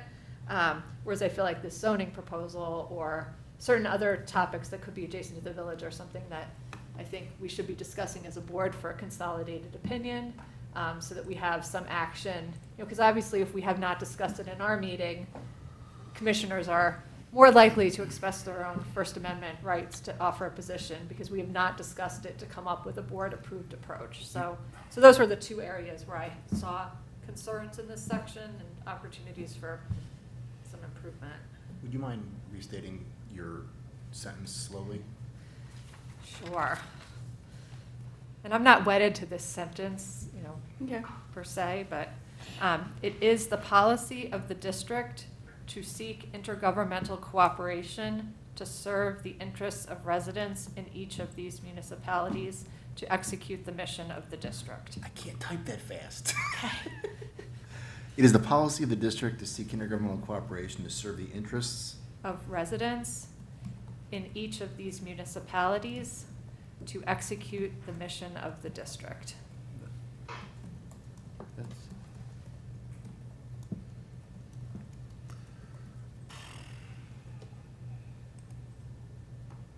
That seems pretty performative, but, and I would guess there's something similar in other parts of the policy document that state that we try to work with our other governmental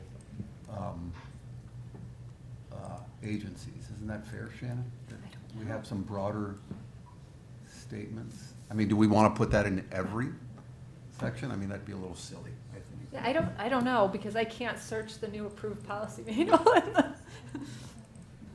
easily. But Adam can probably opine. Sorry. but- Well,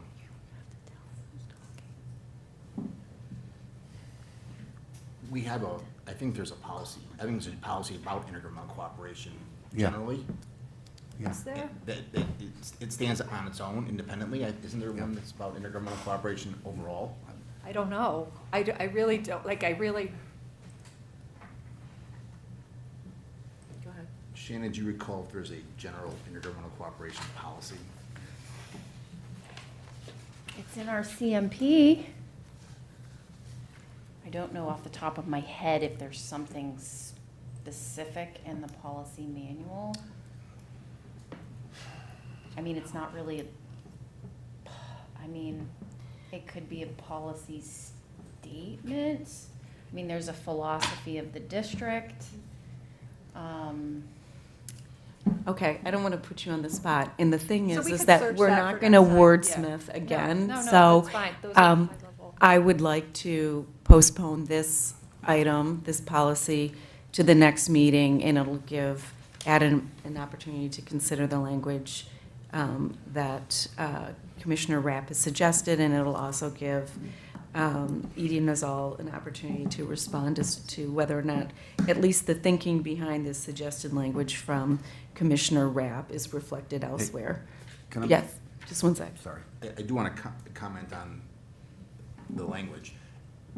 I would draw a distinction from what Commissioner Rapp said. I don't think it's from the amicus brief that IAPD wrote. I think it's the language from the Supreme Court Yes. itself in the conclusion of the opinion. One of the final paragraphs talks about this specific issue and how to balance municipal zoning with the Park District's interest in Right. operating Parks and Rec. All right. Okay, this is exactly how we should never, ever go through policy. I'm sorry. We have had a month since our last meeting, and here we are in a meeting, still debating about policy, the specific policy. It needs to be, like many things, largely agreed to until we come to the board. I think this is terrible use of time. Terrible. I mean, we've had this for a significant period of time, and now, all of a sudden, all of the comments come out. And yet, what do? Nothing. It's terrible. All right. We need to either have a special meeting specifically and only to policy, or we should have a two-commissioner rule specific to policy. This is terribly bureaucratic and should never take this much time on, this is an important policy, but it's maddening to me that we sit here, we have one individual who has a lot of viewpoints on this, and it's disruptive to the productivity of the board. Okay? And we don't need to do this anymore. We need to have an agreement prior to coming to this meeting that you're good, I'm good, we're all good. Right? And then we vote on it and move on. Thank you. All right. Madam Chair, Yes, may the remote commissioner speak, please? you may. Thank you. Commissioner Seaman, I thoroughly agree that this section, your initial comment, that it is very aggressive. I found it adversarial. I don't think we should have policies that have adversarial language. I concur with Commissioner Rapp on her concerns. I think my suggestion, and this will not comply with Commissioner Seaman's last comment, it seems to me that much of the first paragraph is unnecessary, and I would have put a period after "are to be given effect as fully as possible," period, remove the rest of that paragraph. I also do not see the need to have the final paragraph. Of course, we as a district have the right to pursue all legal rights and remedies. I don't know why that needs to be in a formal policy. That is our right under the law. So those were my two comments on this. Again, policy, I don't think should reflect just current issues, but should live beyond that. And I fear that this policy very much reflects current frustrations on one particular project. So thank you. Okay. All right. Pardon? Yeah, well, I'm going to postpone it. I'd like to make a motion to postpone the adoption of now Section 14.09 Land Use Coordination to the May 28, 2026 board meeting. So moved. Second. We've had quite a bit of discussion. Does anyone else have further discussion on this? President Gibson, I would recommend to postpone also 5.13, which is the sister policy to this one, so we still have something in place at that. Okay, so I didn't understand how that all worked. Okay, let me restate that. May I have a motion to postpone Section 513 and Section 4.09, and now Section 4.09, excuse me, 1409, I've done that like how many times? Now entitled Land Use Coordination to our May 28, 2026 board meeting. So moved. Okay, any second, okay. And then what discussion would we like? I just wanted to respond to Commissioner Siemens' comment, just thinking through the process. You know, like, we received language, you know, like, we do not have an opportunity, like, we receive language and it's like yes or no. And I think that, you know, it's helpful to give some policy direction to staff, you know, like, we are a board, we are setting like, that's part of our role. We should be, Do we, but before you guys dig in, do we have a way to discuss this through email, either through Shannon or something like that? Like, is there a way? These are things where it's like, you know, I want to think about that sentence. I've got a better idea for it this afternoon, you know, like over a period of days, not minutes. Correct. Is there a way to do that where we can have an email discussion, or is that not allowed? You can, each individual commissioner should always feel free to email the director. Yeah. yeah, no, and this, like, we discussed this. And, And the director will distribute. right, the director will assemble the proposed changes and show what the potential result is. You cannot have an email with a majority of a quorum of the board. Right. Because that's an illegal It's a meeting. meeting, yeah. Right. But what you just described would be amazing, right? Like if you could email, you know, your suggestions and then they get incorporated and then other people could email their comments to Shannon. So, I mean, I raised some of these points, like, I raised that I had a concern with this in my pre-board meeting. Yeah. So, Then it shouldn't be on the agenda. like, I don't know, like, I mean. This is an item that should not be on the agenda, because we're not ready to have a Yeah, I'm more not saying final this works discussion. now, just But, wait. if we could move it to something like that. We have a policy already about how things are put on the agenda.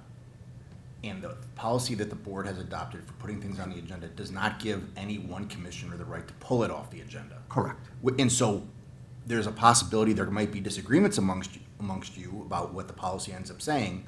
But if we don't have unanimity before the meeting, I wouldn't suggest that we meet, that results in the whole thing being taken off the agenda.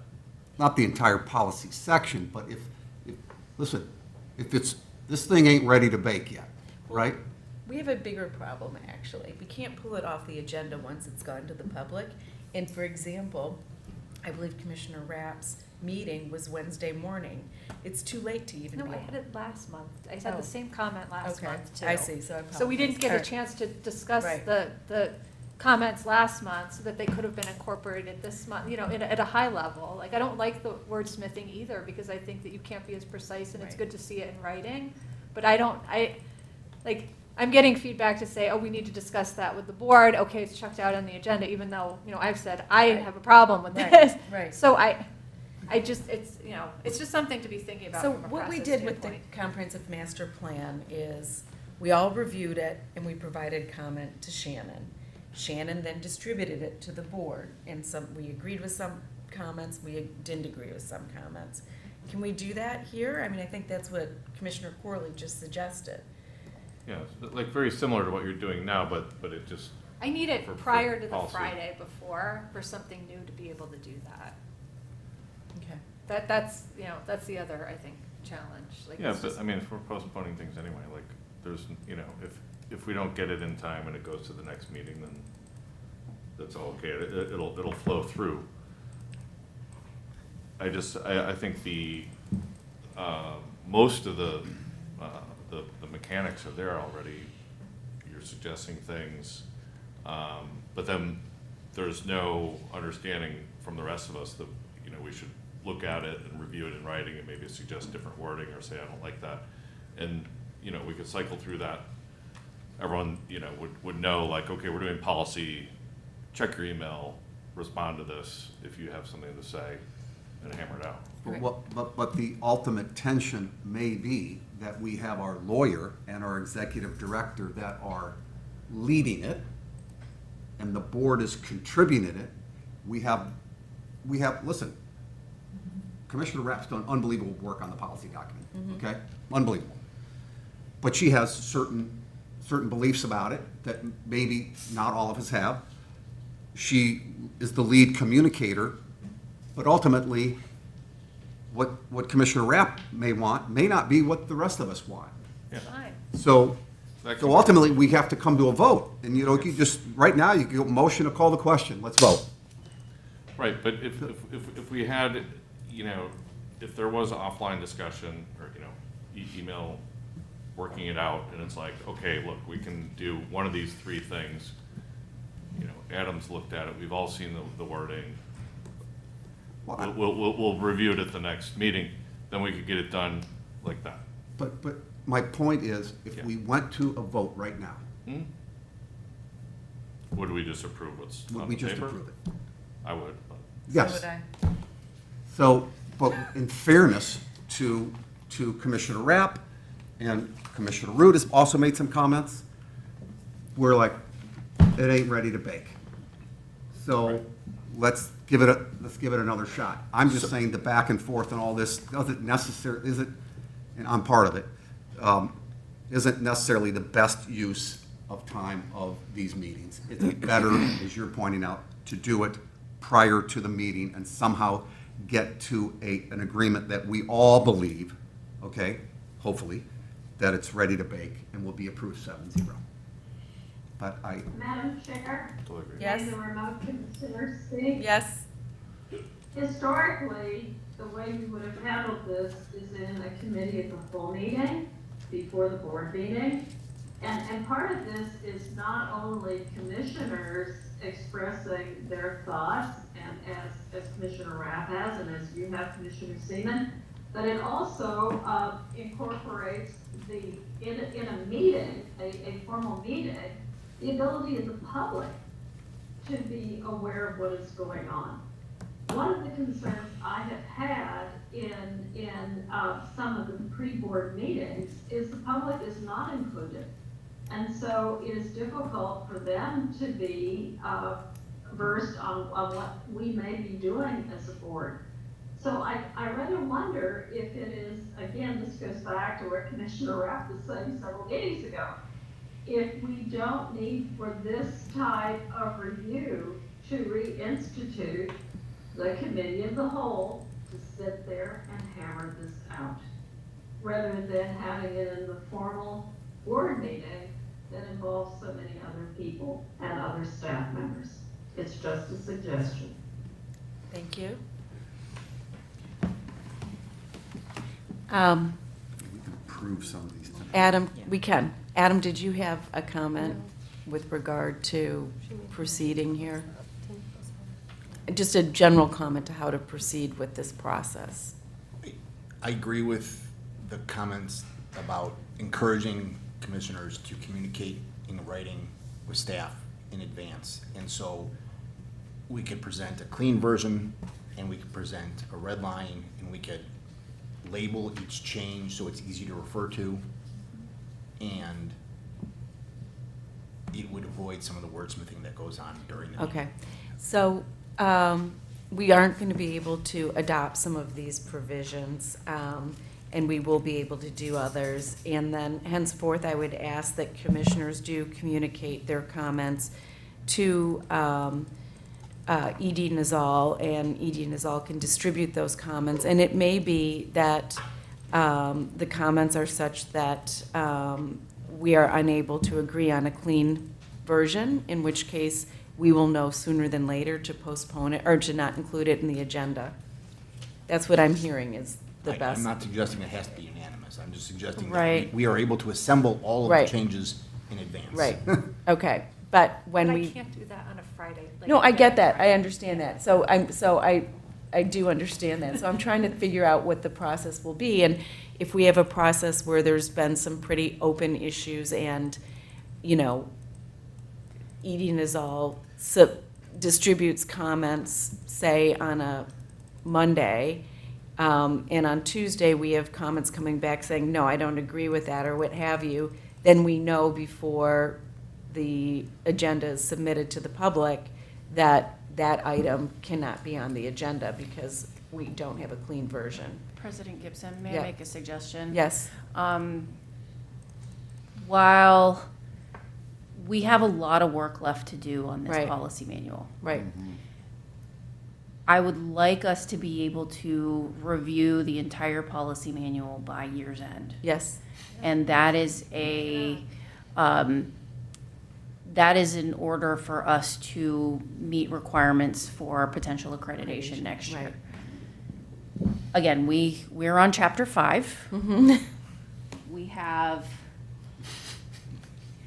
18 chapters, Okay, so there's a lot of work to do. okay, There is a lot of consolidation that still needs to happen. Some of those chapters might go away because they're specific to specific facilities, and a lot of those policies are the exact same thing. okay, So we're right now in the very hard part. okay, 5, 6, 7 are hard. right, So with those, and even with the rest of the policy manual, again, knowing that we're going to be getting into the summer, we're going to be getting into budget season. Right. So there's a lot going to be going on the rest of the year, and it may behoove the board to have a special meeting I think, yeah. that is dedicated specifically to policy, but it will be a long day. okay. I think we should, listen. And, I think and should it like a can't be conference. something, and it can't, Pizzas. and I'll when be you there. go through, this special meeting, I would recommend that it is a special meeting that no votes are taken on approval of any of those policies. But rather, it's just to work through it. It's moreover a study session to go over Okay, everything that's left. And, but again, it's not going to be this month, it's not gonna be next month, because staff have a lot of work to Right, do in okay. order to provide you everything all at one time. okay, And that's kind of why we have gone piece by piece, because it takes a lot of effort on staff's end and council's end to be able to go through all of these. very It's good. been a very long time since a good look at these policies has occurred.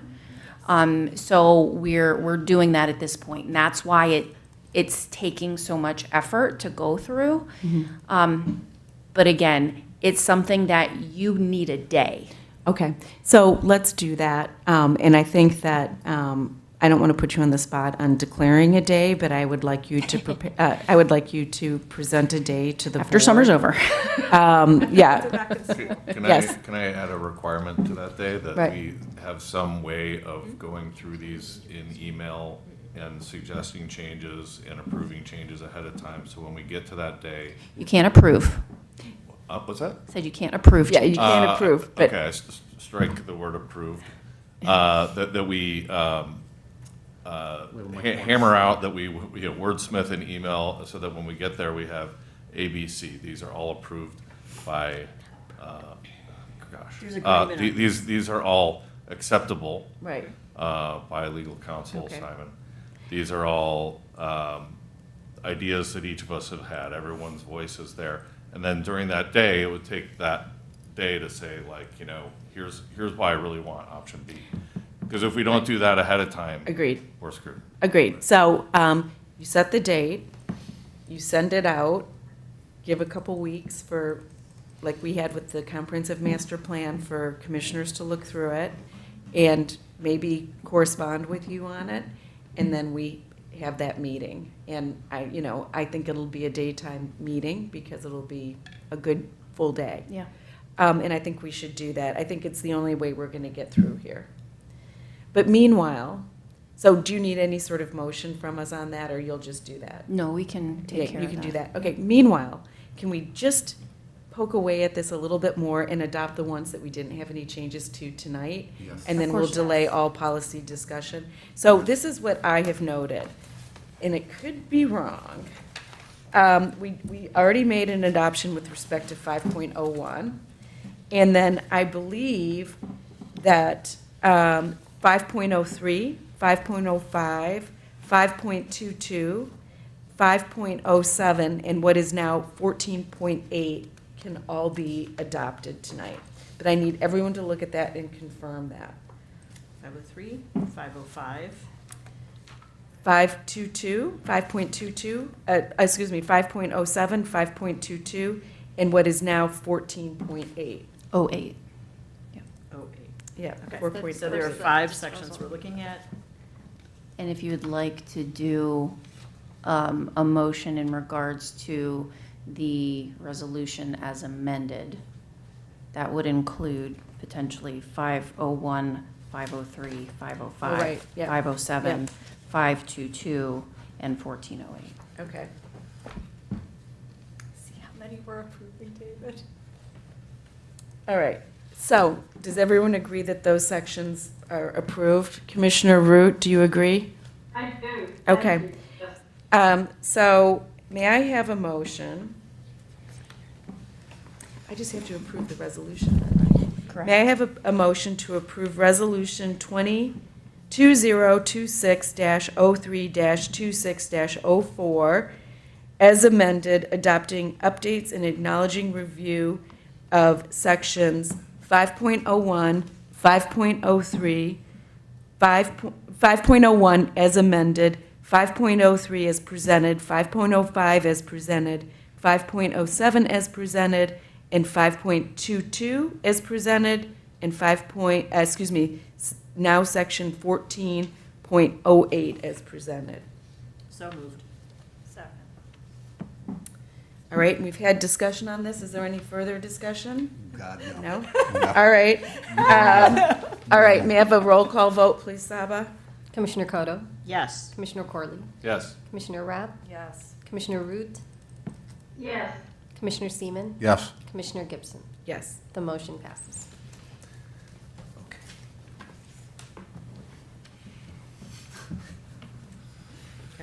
Only, like, look at how early it is.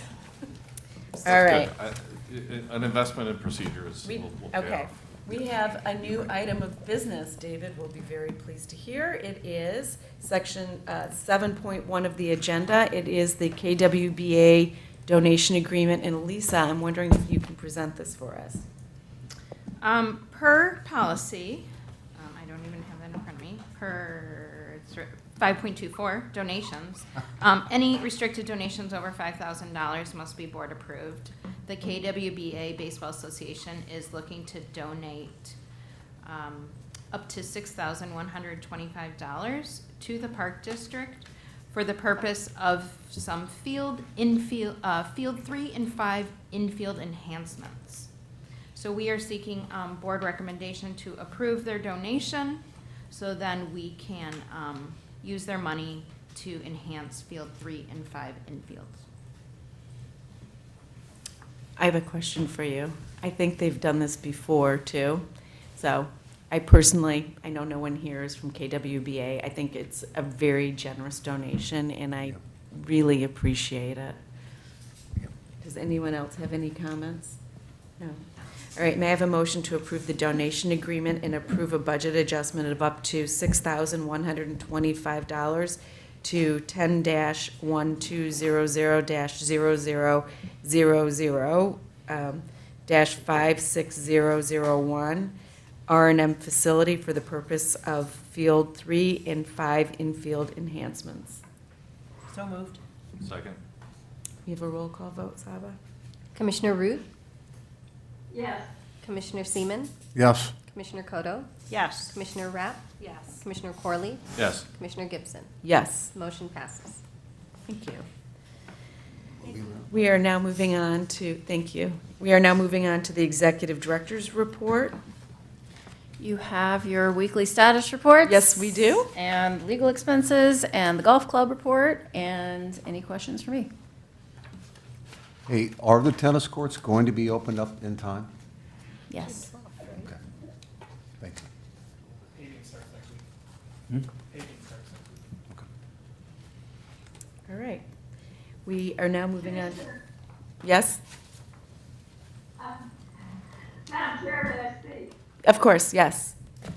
Thank you. I cannot see the executive director, so I'm speaking in a vacuum here. But executive director, could you give us a little further detail about what is envisioned for this special meeting on May 12th with respect to zoning?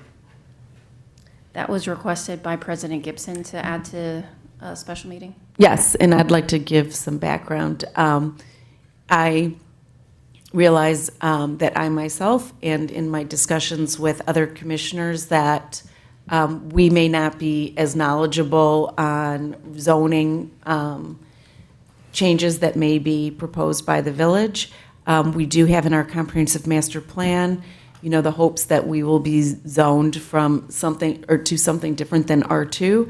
But I think it would be very helpful for us to have sort of a knowledge gathering study session on all the different options and maybe discussion about what our neighbors have for their park district zoning.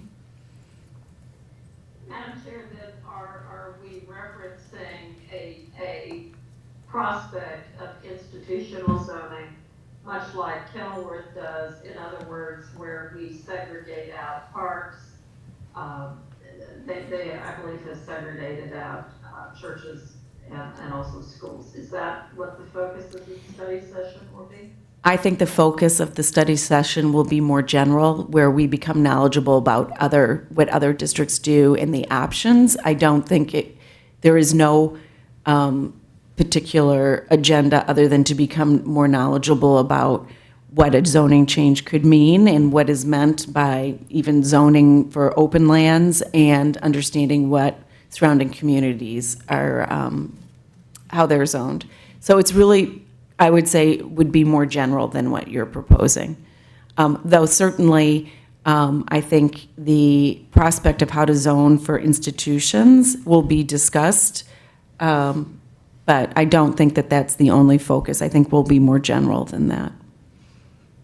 Thank you. All right. If we're all finished with the executive director's report, I'd like to move on to commissioner reports. And I'd like to remind commissioners to limit their comments to 3 minutes. Time may not be ceded, transferred, or shared with another commissioner. Would you like a golf update? Sure. I missed the last meeting, but Commissioner Tyson gave me an update of what they talked about. That board is, they have all sorts of stuff they want to do. I've mentioned this in my last update also. There's some stuff that costs money, some stuff that can be done easily. They've taken a step back to kind of a meta level of how to prioritize things, how to organize things. Again, it's all very nice that this is acting as kind of a prototype for how to do these kind of advisory boards. And the goal is for that board to put something together to present to this board to clarify how that interaction goes forward and make it seamless and easy. So that's where they're at. Thank you. Thank you. Do we have any other commissioner reports? No? I have a report. All right. And some comments. Hey, there is what, the spring town hall is May 4th. May 4th, 7:30. That's number one. Number two, I think, listen, I think this special meeting on zoning, I think it's incumbent upon us to become more knowledgeable. I mean, I would say it's not adversarial at all versus what the village is going through right now. We need to get smarter on zoning. We have a very diverse set of properties. I mean, Skokie Playfield could not be any different than Dunball Park or Crow Island Woods, and they're just much, much different properties. So I think that I'm looking forward to that. I think just to get smarter on it is going to be fantastic. And then last topic is, listen, I do believe that we have to move to 2-commissioner rule. We got a lot of stuff going on.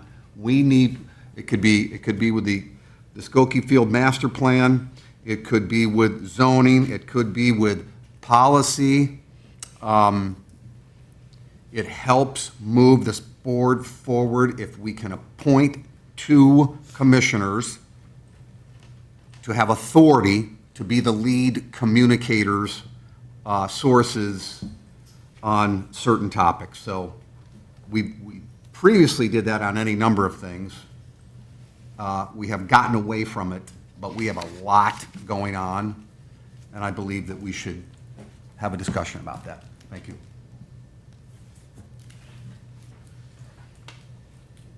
Okay, do we have any other commissioner reports? No, I did go to the Go Green Winnetka presentation at the library, which I thought was fascinating. They're focused very much on the recycling streams, and they're focused on the new recycling stream for soft plastic containers.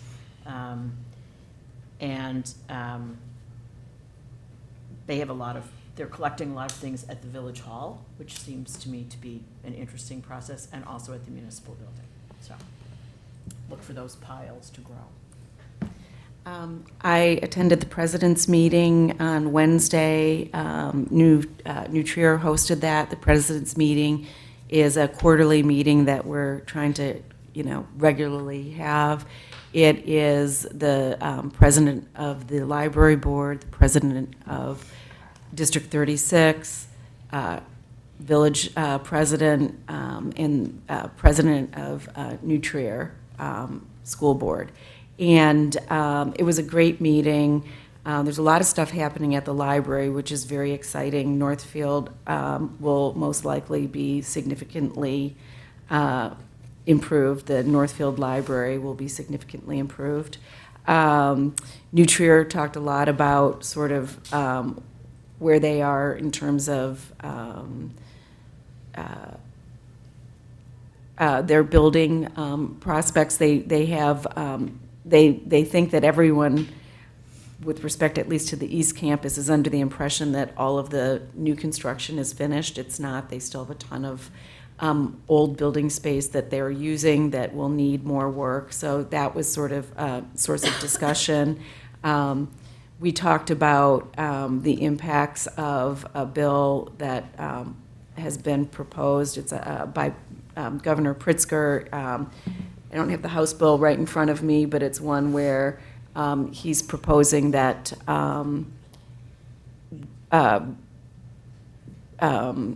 developers will be able to develop up to an 8 flat on a residential property, and it will usurp local zoning. So that's, pretty worrisome for all of our taxing bodies, but in particular the schools, because it will significantly increase the school population.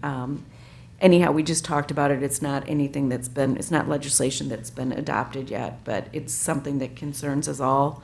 It was a good meeting. As everyone just sort of talked about the things they were thinking about. I spoke about the comprehensive master plan and the commencement of strategic planning for Skokie Playfield campus, and that we were just bringing it underway. Your housing legislation? Yeah. Zoning and housing legislation is House Bill 5626. Yep, 5626, and it will usurp all local zoning, so that they can put substantial density on residential properties. There's no minimum parking requirements will be not enforced with respect to these properties and so forth. And if it's adopted, it could actually be something that impacts our community within a year, a little more than a year, I think. Anyhow, so we discussed that. But anyhow, that's the end of the meeting that we had. And that's the end of my 33 minutes. All right, so we are going to now move into closed session. And may I have a motion to go into closed session pursuant to 5 Illinois Compiled Statute 120/2 subset C8, security procedures, ... and the use of personnel and equipment to respond to an actual threatened or a reasonably potential danger to the safety of employees, staff, the public or public property. Next, we'll also be going into close pursuant to 5 Illinois Compiled Statute 120-2, subset 311, litigation when an action against, affecting, or on behalf of a particular public body has been filed and is pending before a court or administrative tribunal, or when the public body finds the action is probable or imminent, and 5 Illinois Compiled Statute 120-2 /2 subset C1, the appointment, employment, compensation, performance, or dismissal of specific employees. So moved. Second. Okay, that's a roll call vote, Saba. Commissioner Seaman? Yes. Commissioner Rabb? Yes. Commissioner Root? Yes. Commissioner Koto? Yes. Commissioner Corley? Yes. Commissioner Gibson? Yes.